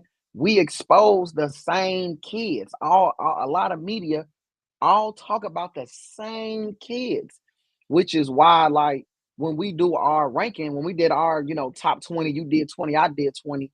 I think we both took it upon ourselves to really go out and find kids that a lot of people didn't know about. Mm-hmm. And I know that a lot of people was like, damn, like, how did y'all forget? No, we didn't forget. Y'all just don't know these kids. So y'all Mm-hmm. think that these kids, but I'm telling y'all, if we drop a lot of those kids from our top 20 on the team that the kid that y'all think that we left off is on, they will produce the same way. The only difference is this kid when you look at that Red Breed Flyer, bro, come on, bro. You know what I'm saying? I respect what he's doing, but I'm saying, like, if we can take a lot of kids and move them in and out, and they're going to produce the same way. You know what I'm saying? It's certain kids we can drop, you know what I'm saying? Like how Kyle. The reason I think So Ice is going to be good, because a lot of people just don't understand that you can maneuver kids in and out at this age. You can maneuver them in and out. You're not going to miss a beat. Not saying that those kids that he lost aren't good. It's just to say you can still go and find more talent. You feel what I'm saying? Like, it's still talent out there. That's what makes football so good, is that you want to leave, go ahead and leave. There's somebody else that I can just coach. Like, that's what I think also that coaches are missing, bro, is what the hell are we holding on to? They don't want to be there. Get your ass on. You don't want to be a part of this. Get your ass on. There's somebody else behind you that I can take, give them all of this exposure and give them all of this coaching that I got. And I'm going to show y'all that anybody can be replaced. And I think that's why I think that the Coach Montana's Lou and Coach Jackson can be good. It's because anybody can be replaced. We talk like a lot of times in youth ball, bro. I be feeling like we around here talking about Michael Vick. Like, damn, are we talking about Peyton Manning, Tom Brady? We're talking about kids that aren't even fully developed. Anybody can be replaced. You feel what I'm saying? There's some kid in the back of a damn boulevard somewhere running around with no damn shoes on that ain't never played football before, ready to learn, bro. There's some kid deep down somewhere in the trenches of Pennsylvania ready to learn how to play football that don't nobody know yet. Why? Because his mama don't know nothing about football. Hell, and she ain't got no money, and she ain't about to take him to no damn practice. So it's just like, bro, right now, shit is replaceable. You know what I'm saying? So I just feel like, man, I personally want to get back to the days of, ma'am, sir, if you don't want to be here, thank you. You can go. Fine. It's always next man up. But that's what I was saying about the exposure, bro. We don't do a good job, and I'm going to just say we, even though it ain't us, I'm going to say we, because we media. Media, we don't do a good job of really exposing the kids. You know what I'm saying? We don't go deep down in the trenches and say, man, let me expose this left tackle. You know what I'm saying? Let me expose this blocking, what this wide receiver only gets in the game to block. Let me expose him. You feel what I'm saying? And I'm going to throw some on the coaches. I think coaches can do a better job of exposure. You feel what I'm saying? Like, I think that's why a lot of people, I think winning mattered a lot. But I think that's why a lot of people filtered to Coach Mark. I sent you that video today of Juju. Mm-hmm. And I sent it to you and he can verify. I told him, like, this is why people want to go to Redbury. You got this damn video of Juju fucking throwing the ball all around the yard. And people are envisioning that can be my child. He once played here with this guy. My child can do the same thing because of the exposure. And it ain't always just media exposure. It's the exposure that he gave to them going to colleges. It's the exposure that he gave to him playing big games. It's the exposure that he gave to him in his football system. You feel what I'm saying?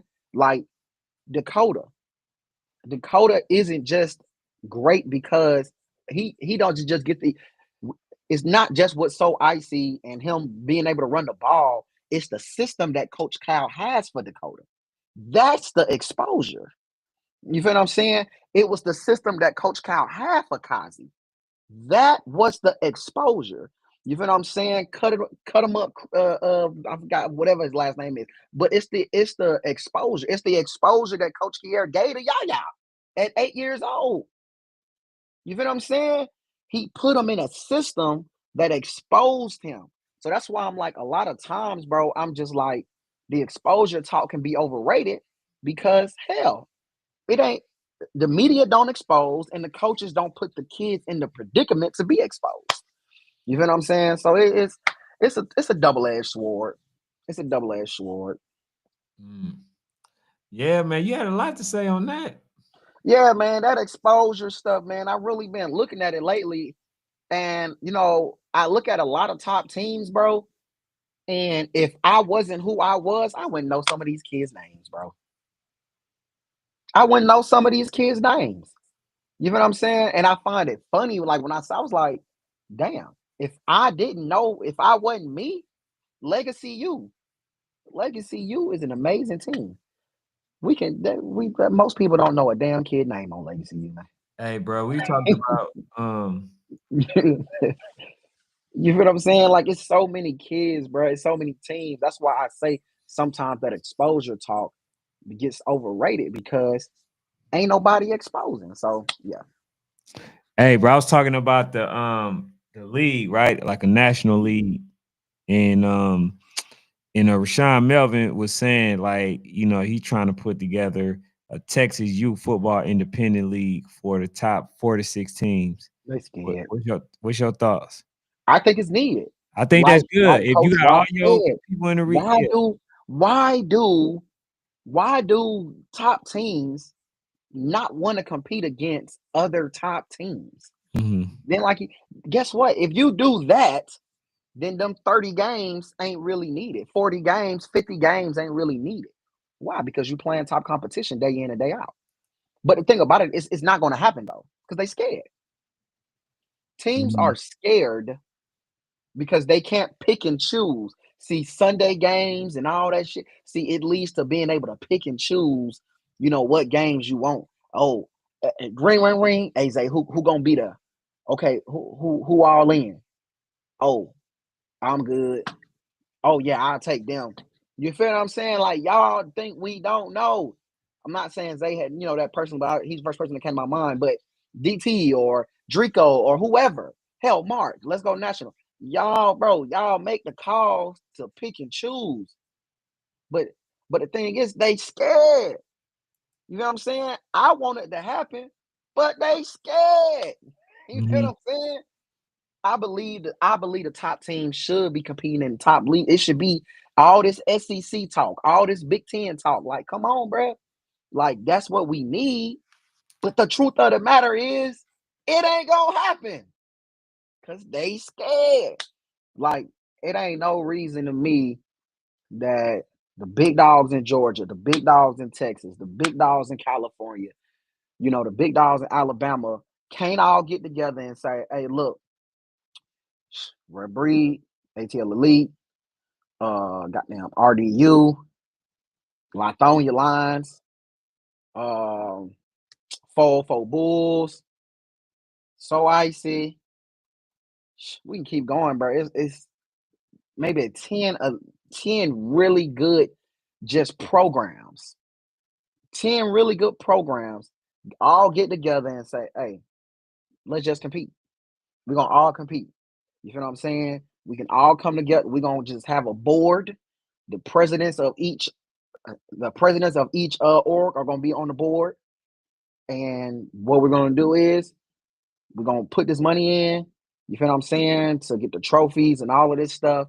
And whatever program, or we can pick it out of a hat, or whatever method they want to use, that's who's gonna run the damn championship. That's what's gonna have the championship games. You do that, bro, we straight. But it ain't gonna happen. Because I just feel like teams are scared, bro. They scared. They don't want to play real games. You feel what I'm saying? But the formula is there. Shout out to the people that came before us. The formula is there. You feel what I'm saying? And shout out to Coach Hill, because he said about 3 years ago, he was like, bruh, if I could go back in time, I would do what I see everybody else, everybody else doing. I wouldn't even have no regular season. I would literally just play straight national games.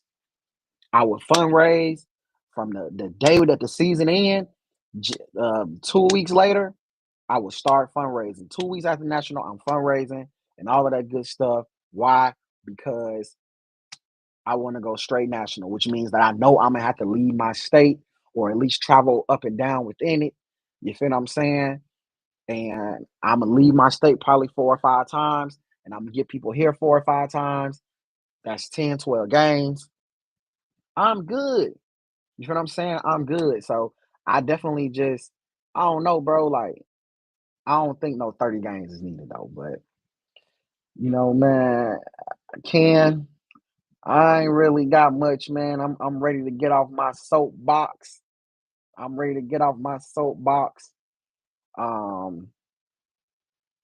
Because I can't even see if the people talking to me, man. I can't see if the people y'all talking to me. I can't see it, bro. Or whatever. Ken gotta hit that little button for me. So yeah, bro. I ain't really got much, man. But that was definitely. Oh, I do got one thing. The rich get richer. Shout out to Bessemer Tigers. The rich get richer. Shout out to the Bessemer Tigers. Hey, man. Hey, man. Hey, man. They getting more defensive players, y'all. Oh, I ain't mean to say nothing. Hey, y'all. Don't tell Coach Blue I told y'all. Don't tell Coach Heavy, bro. Bessemer getting more defensive players. Hey, bro. We're not even getting kids that want the ball. I can't tell you. Shh. If I tell y'all, bro, y'all can't tell nobody. If I tell you, you can't tell nobody. Because they're getting more defensive players. They're getting more defensive players. We know their D-line was already tough. You feel what I'm saying? We've seen that in a YNC semifinals game. Shout out to So Icy, but deep down in the red zone, multiple stops thanks to a D-line. What happens when you build up them linebackers, the quarterbacks of the field? What happens when you build them up? What happens when you throw another safety back there with Tyler? Huh? For all these teams that want to throw the ball? Huh? What? I'm not saying they got no. I'm not saying they got one of the best safeties. You know what I'm saying out there. I'm not saying that. You did not hear me say that. Don't go back and say that I said something that I never said, because I never said that.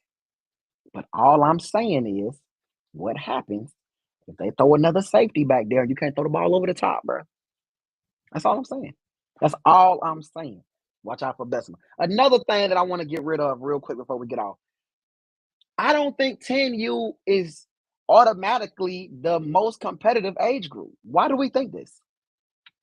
Why do we think that 10U is the most competitive age group? And maybe I'm missing something that everybody else understands that I don't. So when we say competitive, do we mean we'll play each other?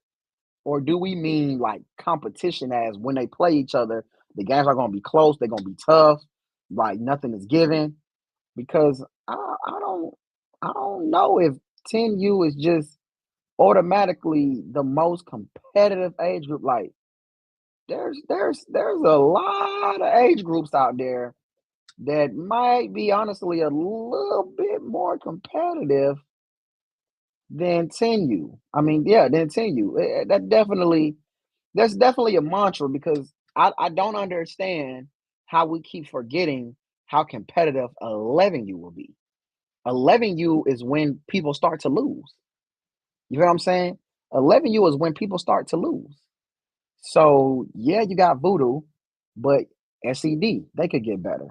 Bessemer, they still might have a horse in the race. Bugatti, shout out to Lauderdale Lake. You still got Bugatti. Progress Village, they won a Super Bowl down there. They beat Woj. You know what I'm saying? Then you still got Miami. You know, Sawboys might bounce back. We don't know. I forgot where North Clayton was going, but you still got them. So, you know, you never know what a RDU 10U could do. You feel what I'm saying? So I'm trying to figure out, you know, what's going on. We still got the Mac Dolphins. Southfield was a good program.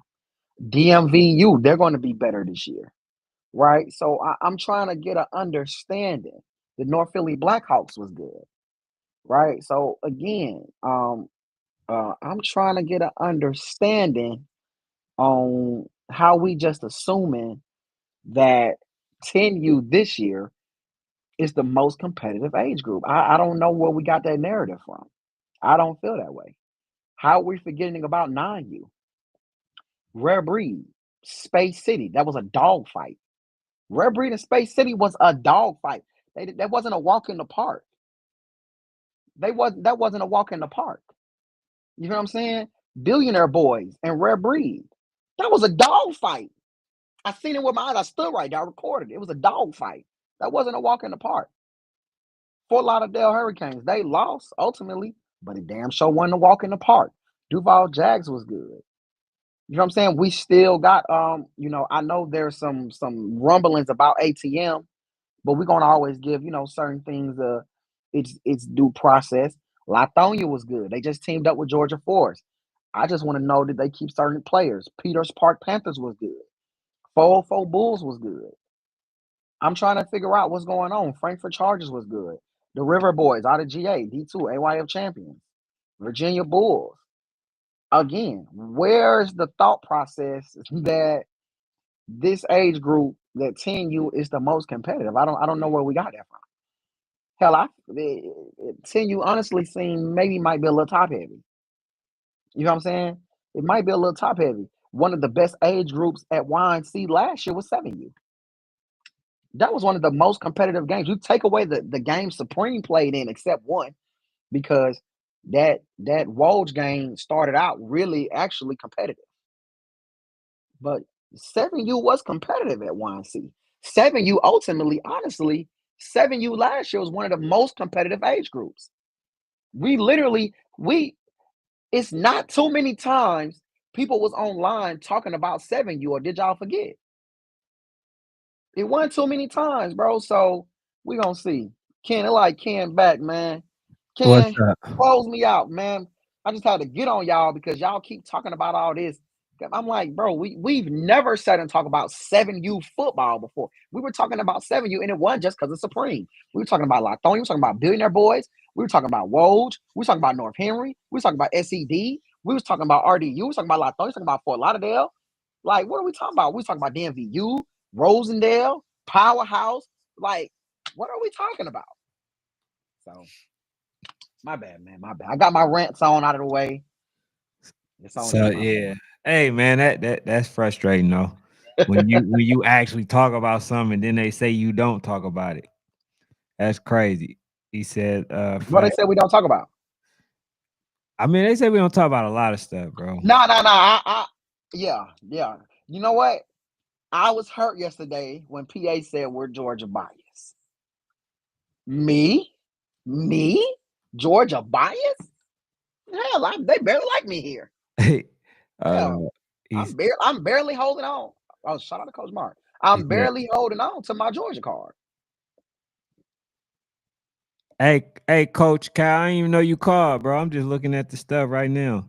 Yeah, man, it was a rocky night, man. I ain't gonna lie to y'all, it was a rocky night for me, He's man. trying to call in on you. You can't get in, bro. You got the No, you got the automatic password. What the hell? right, that's crazy. Yeah, he said, anybody can, some can. He says, Cal, what offensive scheme y'all run? He said inside outside zone. Cats. They run a lot of zone, coach. I can tell you what they run, coach. I get back with you, coach.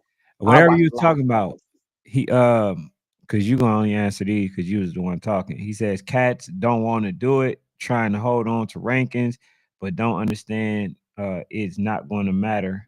They still going to be ranked. Absolutely Hey, though, but what's up, Coach? what he's talking about is when I said these guys are not going to get in a national league. They're not going to get the best teams, and those days are over with, bro. Those days of teams, those days of the Sean Moffats playing the help me out, man. The Sean Moffats playing the team that used to be at that private school out there. The Falcons. Those days are done. Those days are done, bro. Like the days of us being out there and being able to watch quality football week in and week out, walking balls, the Atlanta Ducks playing the Georgia Seminoles and all those days are over with because coaches are scared, not understanding. Y'all want to talk about exposure? That's how people like Juju and all of them were exposed. That's how we knew Bo Walker. They were really playing top games week in and week out. There's no more top games. That's a fact. Shout out to Bo Walker, man. This ain't making real noise at Georgia right now. I'm not surprised. Yeah, I ain't Not surprised. Me surprised. neither. It's a rare breed. So I want to know as someone who started Let's Go Nationals real quick, Coach. Mm-hmm. Why do you because it felt like at one point in time all the big games was happening. I Mm-hmm. feel like it's slowly kind of trickling down to every once in a while we get one. Mm-hmm. People feel rankings. That's all. They don't want to lose what they got. Uh, I guess in a sense, it's just no, man. Y'all gotta realize what y'all done did, man. Y'all let everybody call themselves a coach. Folks ain't coaches. Right. So what's the substitute word? Yeah, man. What we gonna do about this? What's the solution? They volunteers. How do we solve this problem? How do we get back to like my dog Coach Melvin? He want to start a league in Florida. I mean in Texas with the top 6 programs, where they can actually compete against each other. How do we get that stuff going? Mm, Or is it not possible? it's possible, man. It's called Let's Go National League. Yeah. Gotta hold people to a certain standard and make them play each other for real throughout the season. And T Street seem to think there's too many leads. I mean, see, I'm just a pioneer that chose to create his own lane when it comes to shit like that. Back in the day, the league tried me. I ain't never forgave him.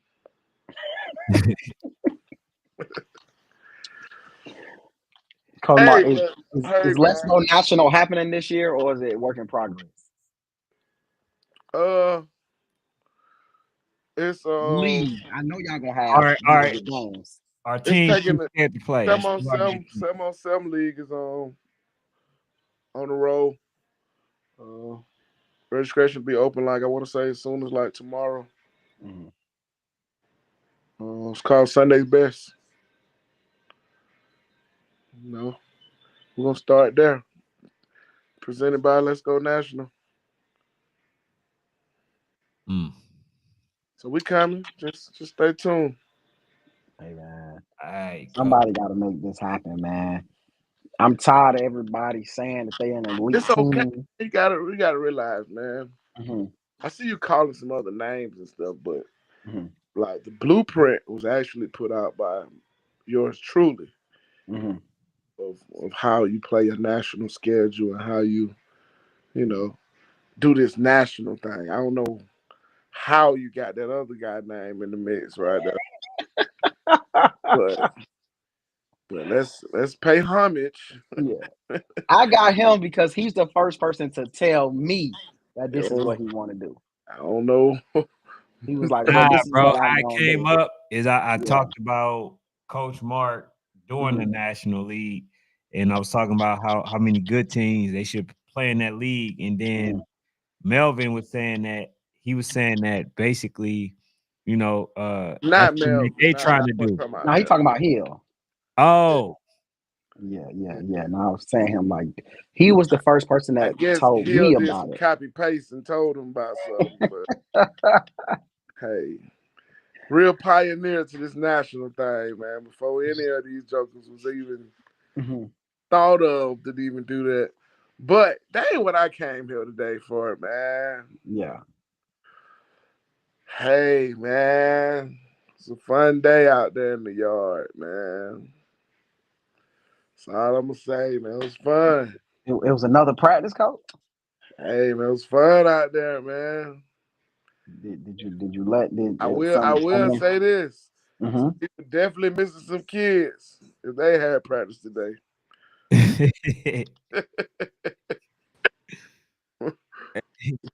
We're pretty deep out there, man. It'll be old day two. Day Yo, two in the yard. Komar, send me that link to join the Sam League, man. For sure. For Send it sure. to me. You know, probably gonna be the first one at the entry me for shit show. For sure. First Every week, tournament. hey, first week absolutely free for all teams. That's what's up. Ooh, That's what's what up. age group you doing? We're actually doing the flag, but we're actually doing what is it? 8 through 15 you. Okay, cool. We gonna be my 8, 9, and my 10. We gonna all be there. For sure. For sure. You gonna throw some tackle tournament too? Coach, everything you do, just send me a link.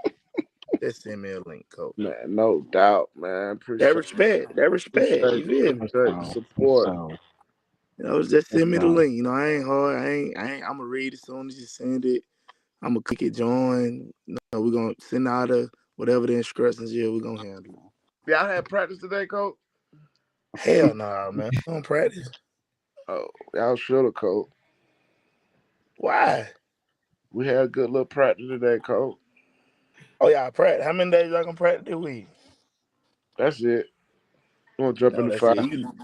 You just like me. We practice Monday. So with Yeah, all we did was run some sprints. I just seen we fast as fuck. All right, we good. I see y'all the weekend. yeah, pretty much. what you got going on this weekend, Coach Kyle? Oh man, we in Auburn. We leaving Friday. Oh, so y'all are going to camp. You thought I was playing? Hey, and get what though? I'm gonna keep it a bean with you. Mm-hmm. Shout out to Coach Mark. There's no cap, Mark, on my mama. You know I love my mama. I refresh the Zorts every fucking day. When I seen that shit pop up, I said, hell yeah. Are you saying Coach Mark? Shout out to Coach Mark, man. Hey man, you know I'm a man of my word. Hey, bro. Hey, look, I like that, Mark. I tell you, I'm gonna be somewhere. We Hey, down. look, let me tell you why I like that, Mark. I like that. You know, a lot of people they don't hold their words. So now I see you hold your words. So I like that. Oh, for sure. All of them though. Everything I told you. Okay. You Everything gotta I stand told on you. it now. You gotta stand on it. Every time. Every time. Okay. We will lead preseason #1 team in the world. You standing on that. Stand on that. You sure in that.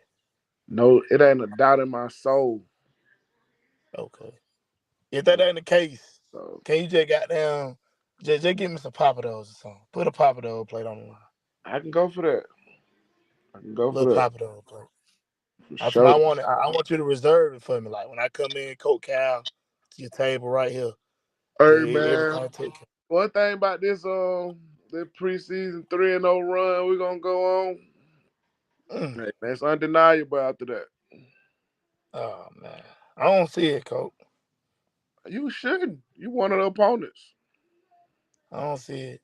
I was on live with that boy Cole. I was on live with that boy Cole Howard last night. Y'all remind me of each other. Boy, stop. Oh my! There you go, being disrespectful, man. Hey man, but neither here nor there, man. I ain't get on One here. thing about Howard though, hey man, it's a national champion you talking to. He's a winner. Nah, for sure. He's a winner. Got You know something how to you ain't win. got, Howard youngin. Howard a guy. He got something you ain't got, youngin. You know how to win man. for sure. That one thing about it, I don't. But And I ain't get on here to talk about that. I hate. Hey, look though, Cal. I hate the fact that I hate it for you. The fact that I did select this age group.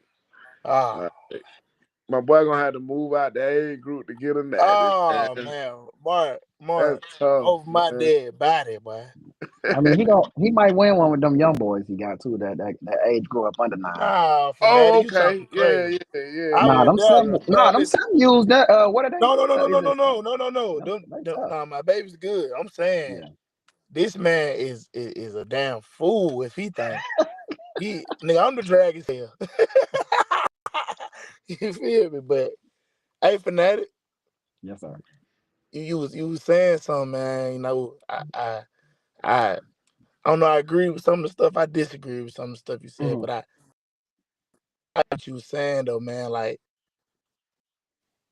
I gotta give you credit, man. You be watching, and I know you be watching, man. I gotta say that. You know something about I say crazy. I watch. I say crazy stuff.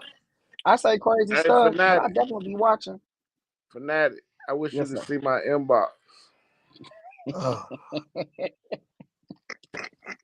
What's in your inbox? Mark, you can only play. You can only play about 22 to 25 of them, Coach Mark. I just wish you could see my inbox. You gotta cap it. You gotta cap it at 30. Damn, Blue said he in the freezer tonight. I ain't gonna lie, man. Hey, Blue. He grabbing the best kids out of Alabama, man. Hey, Blue must have heard. Blue just must realize what I was talking about. Fanatic. Inbox. They matching that. Who Blue picked up? These is kids, man, that people wouldn't know. It's kind of like a June, kind of like how June was. He was the best player on his team. These kids is the best players on their teams over there. They all defensive players too. Say he done picked up a linebacker. Picked up a linebacker, picked up a safety. I'm snitching. Damn it. Oh well. But he picked up a hell of a linebacker, hell of a safety, man. Get some good film on him. Don't need him. Don't need him. Send the film. Hey, Cal, I don't know about y'all side, but for us, he gonna need him.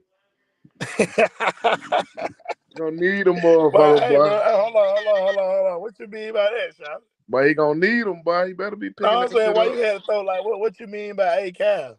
I'm saying I don't know about y'all side, but for us, against us, he gonna need him. Come on, man. Like, I don't know what y'all cooking over there. You know what I mean? You don't know. I don't know. I ain't gonna lie, man. I can honestly say, man, the guys who flirting this way from over there, man, I like them. From over where? From over there. Over there in So Icy Land. I like them. Good kids, man. Good kids, man. How many you said you got? 8? I ain't tell you that. I'm a that was man somebody of my word. Said Mark got 8 on. No, I didn't. I ain't tell you that. I think last time we talked, I told you 3. Yeah. Hey, you remember I flipped that time over? Oh. You flipped that what? Hey. When he said, you know what Coach Cal got? How much time left in it, Mark? Hey, boy, that bitch rolling. Boy, I ain't gonna even count, man. I done had a long day and ain't got the energy to go back and forth with you tonight. I done had a long day. Hey, Mark, I'm talking about this one of them days, boy. Got them uniforms, got the uniforms, and now, you know, we're gonna always look good. We had to get the uniforms and all that shit. Got all them hats and all that shit, man. We gonna come out there, pop shit like we do. You know what I'm saying? The biggest. You know what I'm saying? We gonna we can't give y'all that title, but go ahead. The biggest is in Alabama. Yeah. Here you go. The biggest is in Alabama. Like I said, I ain't even got the energy for that tonight. I'm just saying. I just want you to show some little respect. That's it. You said I'm doing what? You know, I said show a little respect to the I'm talking about to the champions. Mark, don't tell me you with them boys too now. Woohoo! Golly, Mark, you gonna do me like that? With who? What you talking about? You know, with the showing the respect to the Bessemers of the world. Man, stop it, man. Ken, what's going on, Ken? What's happening? Coach Mark, one of them coaches, he don't got to show no homage. Hey, Ken. I'm in no chest. Man, oh my God, Ken. What's the word? And let me say y'all something. When you popping out, Ken? I know y'all like to see when stuff. You give me an invite? I'm send both of y'all something, man. Yeah, man. I like to see, man. I'm a visual learner. I need to see it. I'm a visual learner. You said you popping out when, Ken? When you give me that invite? Say, I think that invite gonna be coming soon. I want you to see this. I want you to Fanatic. How far you stay from the zoo? I don't stay that far, bro. I stay on the south side. Okay. We're gonna take you out to the zoo, let you go feed. When we feed the monkeys, we're gonna go feed the monkeys. Coach Kyle, I was talking about you a little bit tonight. Do you feel like when you lose people, you can like kind of just replace them with somebody else? Not saying those kids ain't good. You know what I'm saying? But clear that part. Not saying because people get on me too. Part about that what I got over. That what I really got over here to talk about. I know you kept saying me and my kid. You was naming so ice kids, and you know what I'm saying? Yeah, because you know, because you're the first person I thought of. But it's like I was really saying about a lot of kids, like because I see a lot of movement. But one thing about this shit is, it's just like if you got a system, bro. And you know what I'm saying? You know what's going on. You got your scheme. You know different schemes, and you know strengths of your team, dog. You'll be all right, bro. Like one thing about it, man, you got to know how to like. Players are amazing. Don't get me wrong. Kids gonna make plays. Some of them plays gonna be plays that's them just doing their thing. Some of them gonna be plays that, you know, the scheme open up for them. You feel me? So I mean, it's just like shit. You gotta know what you're doing, man. You gotta know what you're doing, like. Cole Melvin on here, man. Y'all trying to get him, man, the whole thing. He already asked me what scheme I run, all that. We just having fun. Cole Melvin, you know. We trying to, what you say, Cole Mark? We trying to get a fur down. That's it. Hey, Cole. No, man. That's a lot of all these right offensive players. I ain't gonna lie. I mean, like, you got to look at, like, when you talk systems, though, you know, you just got to see what you got. And, you know, you got to know the pieces you got and what you can do.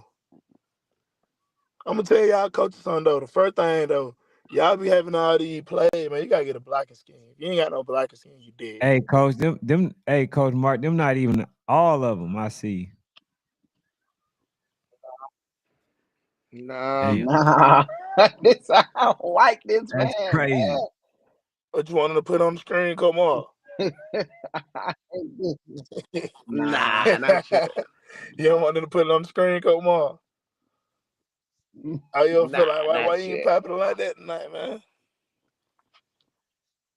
What we put on the screen for? I thought that what you you know, that what you do. And more than who's on the flyer, okay. That's crazy, man. Hey, man. You said that to Fanatic, Ken? I see the video. I don't see the pic. I'm saying, did you send that to Fanatic? Yeah, I need old Bessemer to sweat a little bit tonight. Hey, man, I'm just letting y'all know, man. Man, Blue, if you still in here, bro, is you in the Cam Newton event this weekend? Blue say got a basketball tournament. Okay. Blue in the freezer. Yeah. Hey, there Who you say you go, got a fanatic. basketball team? My Lord. Damn. Oh, he got lineman. Oh, he got. Yeah. I ain't gonna lie, man. I ain't gonna lie. The whole thing of he ain't got no team, we might gotta let that go, y'all. We might gotta let that go. And we might gotta find something else. What you see on that, fanatic? Oh, Coach Mark do a good job of make sure you don't see no faces, man. Oh yeah, You man. ain't gonna We ain't get gonna too get much, too man. much. All you Okay, see is just big old bodies, man. Big old bodies. Just it's like fine wine, man. You gotta, okay. you gotta do that when it's You see, time, you man. quoting Shot of Pimp. Let You it keep, quoting Shot of Pimp. keep getting right. Hey, man, it's gonna You be quoting tough. that boy Who? Shot of Pimp, man. Oh Mm-hmm. It's gonna be tough. That's all I know. yeah. He a real one, man. For He a Hey, sure, real for man. one. sure. It be like that. Yeah, go ahead and end us out, man. Go ahead, man. Nah, You man, ain't we ready? ain't ready to All go, man. We ain't ready to go, man. We just got here. Just got Oh here, man. Go man. ahead, man. Y'all could. Come on, you got Hey, Hey, hold on. Cal, today was a good how Fanatic long day, y'all Cal. he owes some time anyway, so you good. how long what time you had practice, Mark? I don't know, but we just kept going and going. This man Fuck is. school. Come on, man. Come Say on, fuck man. school. It be like that. It's fun out there, though. I ain't gonna count, but them little jokers, some sponges, man. Them jokers they want to win. We all had practice. They got that energy. Outside. I'm saying, well, we all had practice at. Who's Yeah, outside today? Okay. Who's outside today? We've been to gym sometimes, so who's outside today? Okay. that's what's up, man. Nah, man. You supposed to let Dakota play some with that, man. Oh, he got a Tough, game. He man. got some games this weekend, man. He got some I games this see. weekend, I man. see. Hopefully, y'all get to cross paths, man. First day. Fanatic. You ain't gotta worry about that. That's verified. First Yeah. day. That ain't verified, though. That ain't verified. Well, You ain't gotta worry. God Fanatic, willing, you ain't man. gotta worry God about willing, that, man. Fanatic. First day. You hear what I'm saying? That ain't verified, though, man. I need. That Yeah. ain't Fanatic. verified, man. First Coach, motherfucking Coach day, man. Kyle, You hear what I'm you saying? really wanna go ahead and get it out of the way. You wanna go ahead and beat the Go man. ahead and get it out the way. What you mean go ahead and get it out the way? We gonna live in the moment. We gonna enjoy it. Yeah, you mean you talking about go ahead and get it out the way. Hey, Hey, you know what's funny about what's that? up?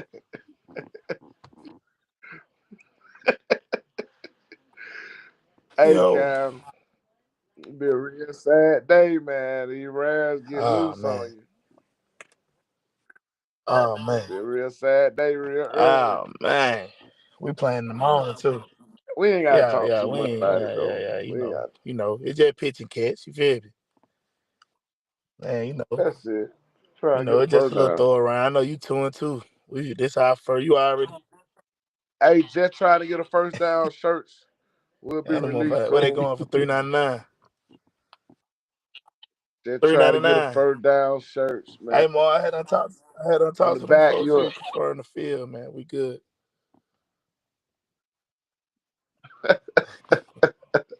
it sound I'm just letting crazy. you know.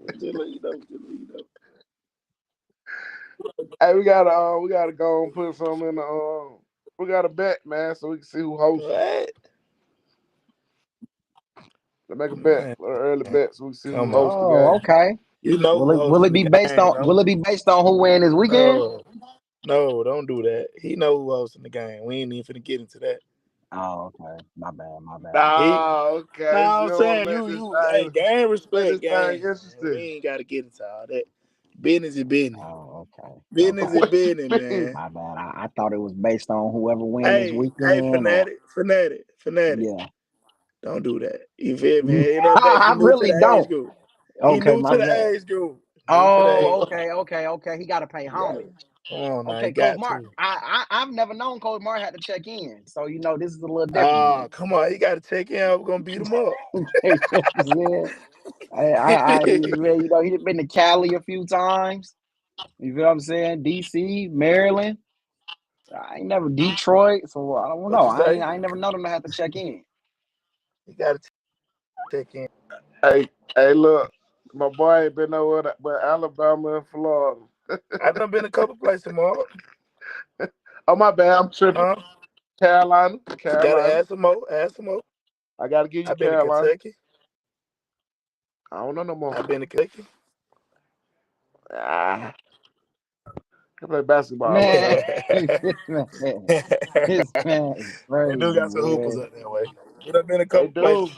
We know. They We're do. working on Cali right now. I know that where you lost that. We've been to Vegas. Yeah. We've been to We're gonna be. Arizona. We've been to We're gonna do the Cali. Cali We've this year. been We're to gonna No, we're gonna Detroit. win when we go to Been Cali, to Mark. But neither here nor there. Alabama. I got a lot of those. A lot of W's in Cali. Yeah. But nah, we ain't. where else we been? Hey, Man? Fanatic. Yeah.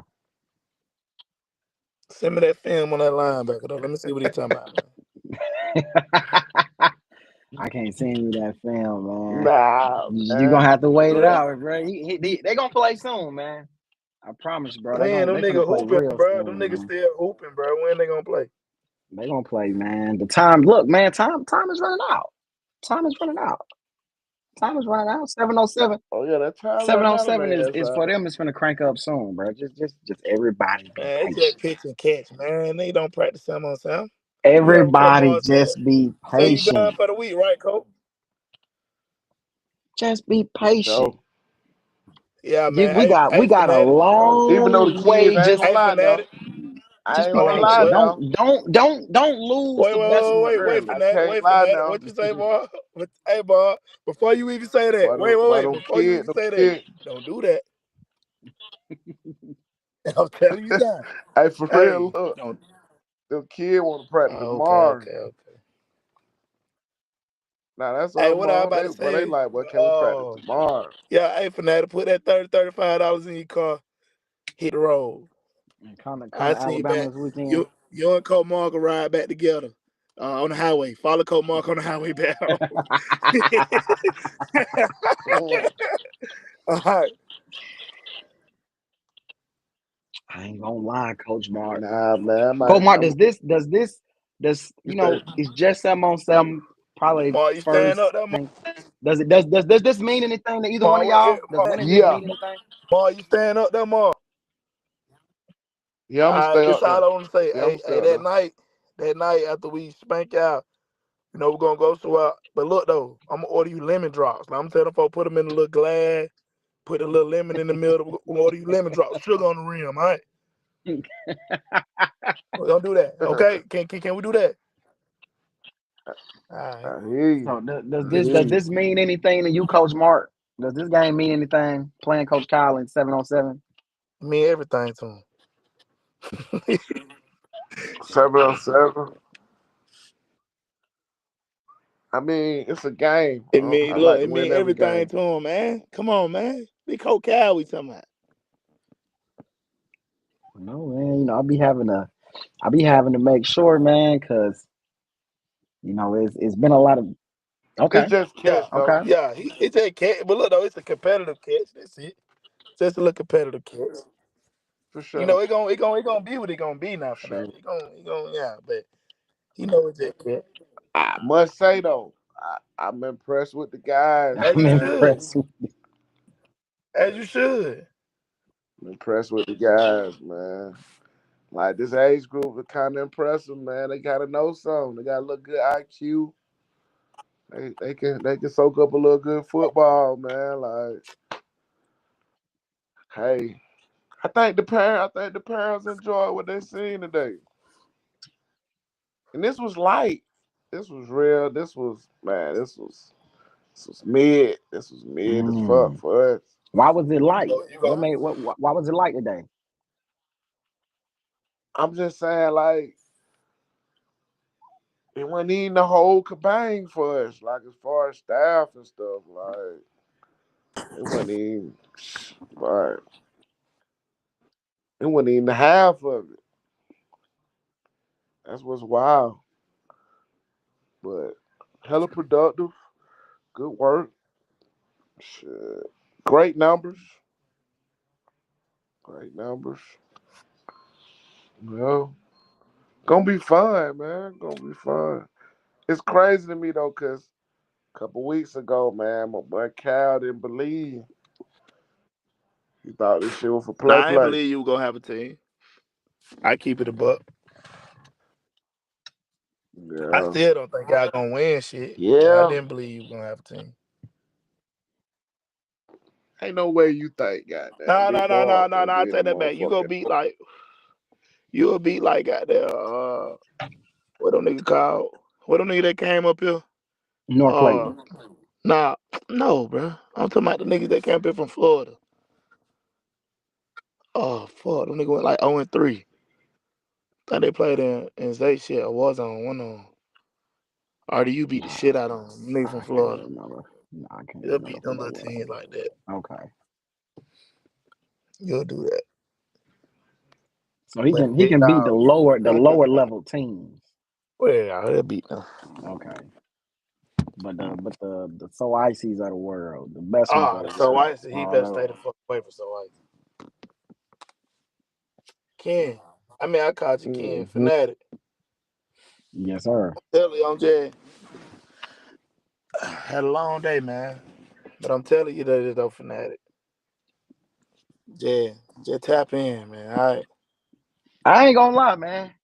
Y'all making me want to take a little trip, man. I'm gonna have to call my brother, man. We might have to go Hey, ahead look, this and all I'm gonna say, take a Fanatic. little trip down there, man. Hey, Cause Fanatic.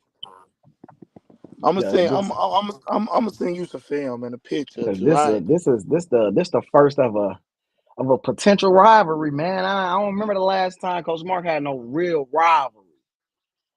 Rivalry. I wouldn't consider them no rivalry. Hell You don't nah. consider them in the rivalry? This a rivalry Nah. in the making. They Comar. Man. Comar and rivalry. I don't consider them no rivalry. Nah, Coach, this is the rivalry in the making. Nah. This gonna be one of Ain't them. no. They ain't no rivalry. Every time y'all meet, I'm expecting quality. You feel what I'm saying? Tough nose games, man. It'll be a game of checkers, man. I think y'all kids gonna play it tough. You know what I'm saying? Think so? Yeah, man. I'm thinking even 7-on-7, I think gonna be tough for both teams. This Hey, is a growing rivalry. hey, man. Hey, Fanatic. You remember how? Hey, shout out to Big June though. But you remember how Big June came in that motherfucker and just went crazy? I had to give him a prop. Shit, boy, we got. Oh my god.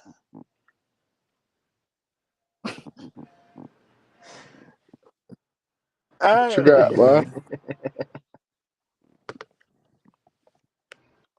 I'm What gonna you send him a got, little boy? video like you do. I'm gonna just tell him don't say nothing. Ain't that the quote of the year? Don't say nothing. What you said that last show? Don't say nothing. What you Damn, say? man, I'm I gonna wanted sing to it, but see. don't say nothing. Hey, Ma, I'm gonna I say this wanted to too, see, Ma. I'm bro. gonna say this Y'all. too, Ma.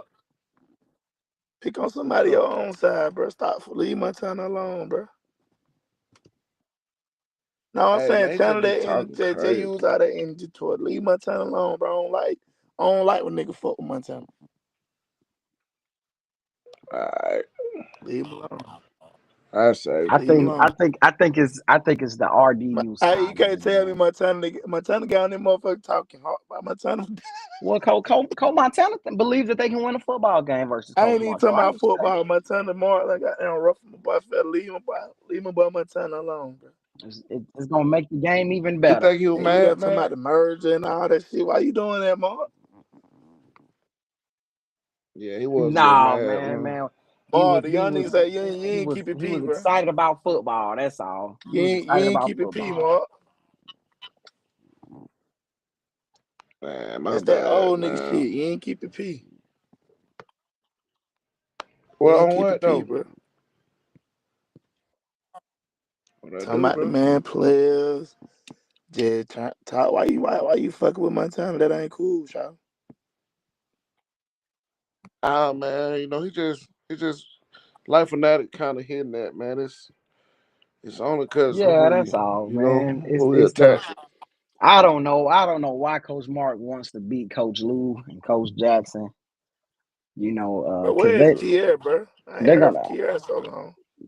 he grinding right now, man. It ain't football season. He got to, working with his quarterbacks and stuff. For sure. He working with his quarterbacks and stuff, man. Coach Jackson, he round the Well, how corner. many you had at practice today, Mark? Good little head count. How many you had?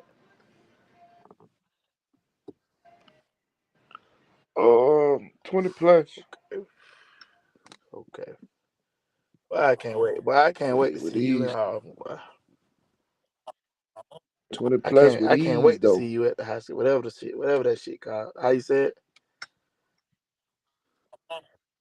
McEachern. No, I'm talking about this weekend. Oh, I thought we were going. I thought you were talking about our game. McEachern. Don't do that, boy. Don't do that.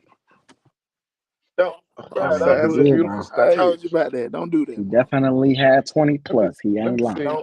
No, I'm saying he Let me talking about send you the McEachern. We stadium, ain't bro. doing that though. Oh, that's okay. That's what's up. Let me McEachern, send you. that's a nice field. Yeah, that's Let me see. amazing. That's an amazing stadium. Amazing field. Yeah, let me send you a I done field, seen it. man. Plenty of So time. We you feel a played little championship better. there. Yeah, championship Yeah, atmosphere. that's a Hey, good man. field, man. I'll let you know we playing. I'll send it to you. Where you got it planned for Coach Kyle? Where's your location that you would want it to have it if you could? Don't do it I like already that. Don't told them do what it we like playing. that, Fanatic. New Manchester. Oh, y'all going back to Nah. Manchester? Okay, we're What going we back to doing? Douglas. We're going back to Douglasville. Okay, that ain't a bad location, Coach Mark. Hey, You familiar with New Manchester? Hey, I popped. I popped the cherry right there. Me too. You did make us. You Me did too. No, start you us did. driving all the way to Douglasville. Oh, you say as far as playing out there? I Okay, was. that's cool. Hey, you should be comfortable then. Yeah. Yeah, it's not. Yeah. Now Alexander. Yep. All that. You Hey are man, to hey, blame look, come about on. driving to Shout out Douglasville. to you. You paid the way for her to whoop your ass at the night field. I hear you. I'm just saying I know my way around. Me too. Me That's all too. I'm saying. No, we practice up there. That's all I'm saying, Coach. I You really, know, we really, really practice know up my way there, around that though. Coach Scott, is that where y'all had? Where did y'all play RDU, the big game where y'all had last year? Manchester. You say y'all practice up Manchester. there. You say y'all practice up We there. ain't practice up there, Mark. We just practice, before the game. We practice up there. Oh, okay. You know. We get out there at 7 o'clock in the morning, walk the field. Okay. You know how we do. Typical stuff. Yeah, we pissing That's opponents. cool. That's cool. I Levi said. I'm gonna have some energy, man. I'm gonna have some energy this weekend, man. We're gonna be teed up. I ain't gonna have nothing to say. Ain't nothing to say. Ain't nothing to say. Nothing to say. I know how to handle you YN. How you do that? How you do that? You How you gonna do that? see. You gonna see. You gonna be like, damn, that nigga got acting weird. You gonna act weird with me, bro. Like this nigga ain't got Don't act damn, what weird the with me, bro. fuck? I thought I would look, you know, I thought I can get goddamn get to doing all this and this. Man, don't act weird with me. I ain't no weird ass nigga, so I don't do the weird activity. You feel me? For sure. So we gonna you gotta keep it peace, y'all. Always, man. Always. Man. I don't go no other way. I can't fucking wait, man. Hey, this is a fun Saturday age group though, morning, Cal. Mark.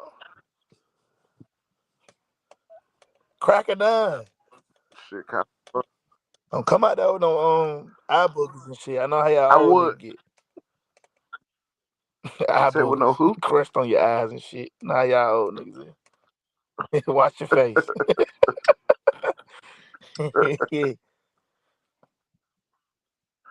It's gonna be good, man. This year gonna be good, man. I can't wait for this. It's This is gonna be gonna be good, amazing. man. I ain't gonna count the hype gonna die down. The hype gonna die down after that first time we got down tapped them folk, but it's gonna be amazing leading up It's gonna to be it. close games, man. Nobody's getting blown out. It's gonna Close. be close games, man. I say this. I'm a agree to disagree with you, right? Instead of close, can we just use the word? It's gonna be like understood games, like the dominance gonna be established. You feel me? Okay. Even if okay, let's say it's a 2-touchdown game, but we gonna know. You know what I'm saying? Right. Yeah, you feel me?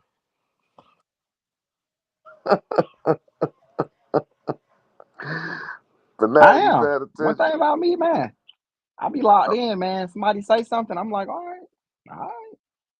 Hey, fanatic.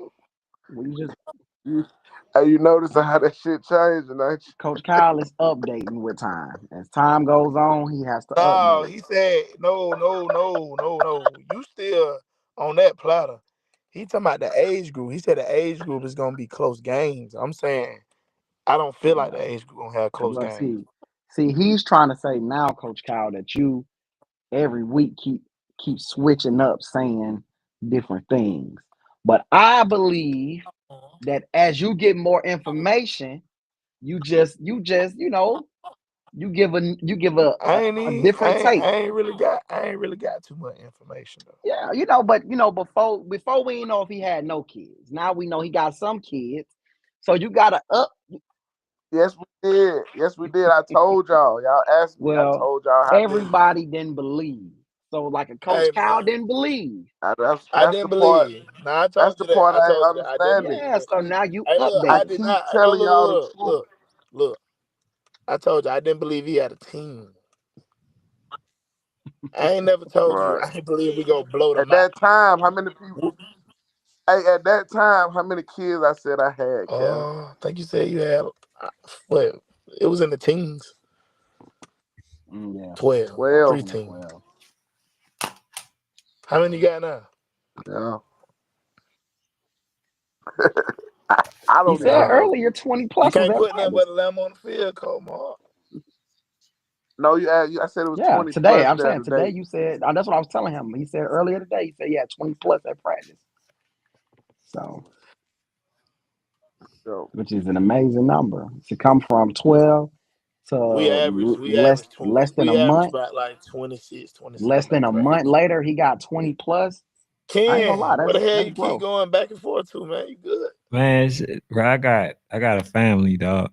Oh, okay, my fault. I ain't starting with you tonight, bro. I ain't got the energy.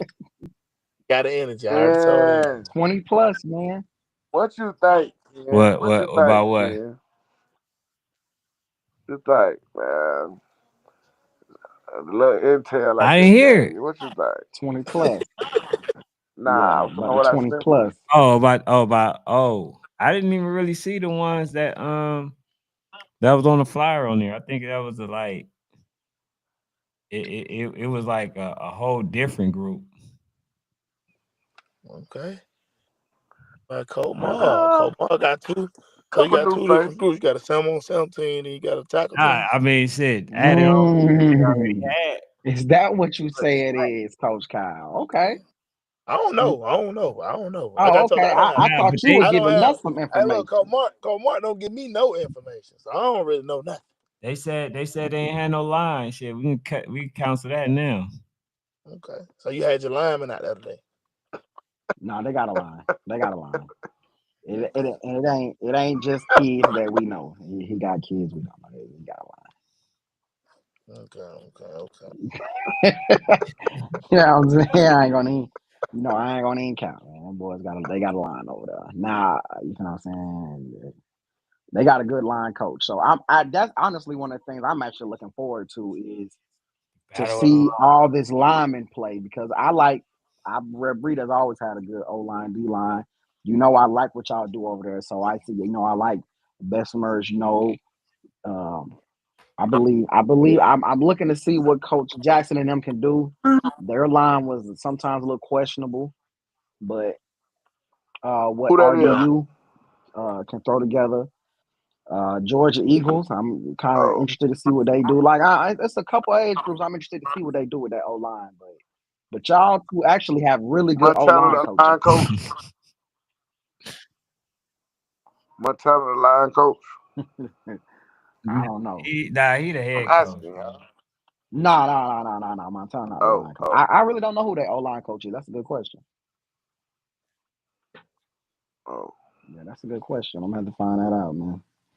I'm gonna have to find that out. That's a hell of a question. Who the line coach over there? Yeah, Montana's the head coach, man. Coach Calvin dipped out. He had to, man. He had to go. He said he had a long day, man. Shout out to Coach Kyle, man. Shout out to him. He said he had a long day. Got a long weekend. Yeah, man. I'm gonna have to make some calls. I might have to, man. I might have to go ahead. Yeah, man, we're gonna have a little fun, man. We'll have a little fun This the out first there, one. man. Yeah, we gonna see. We about 2 practices in. Get out there in the yard, go knock off a team that been together for 3 years, 4 years. 4 years, coach. He done had them since 6. He might even had them since 5, but we're gonna go with 6.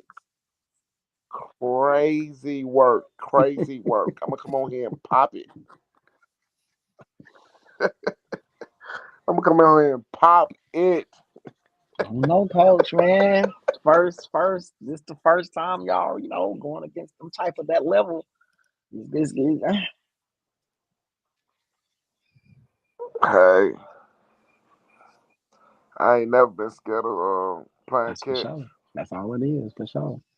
But Coach Mark, we will be back tomorrow, man. We have reached the limit, man.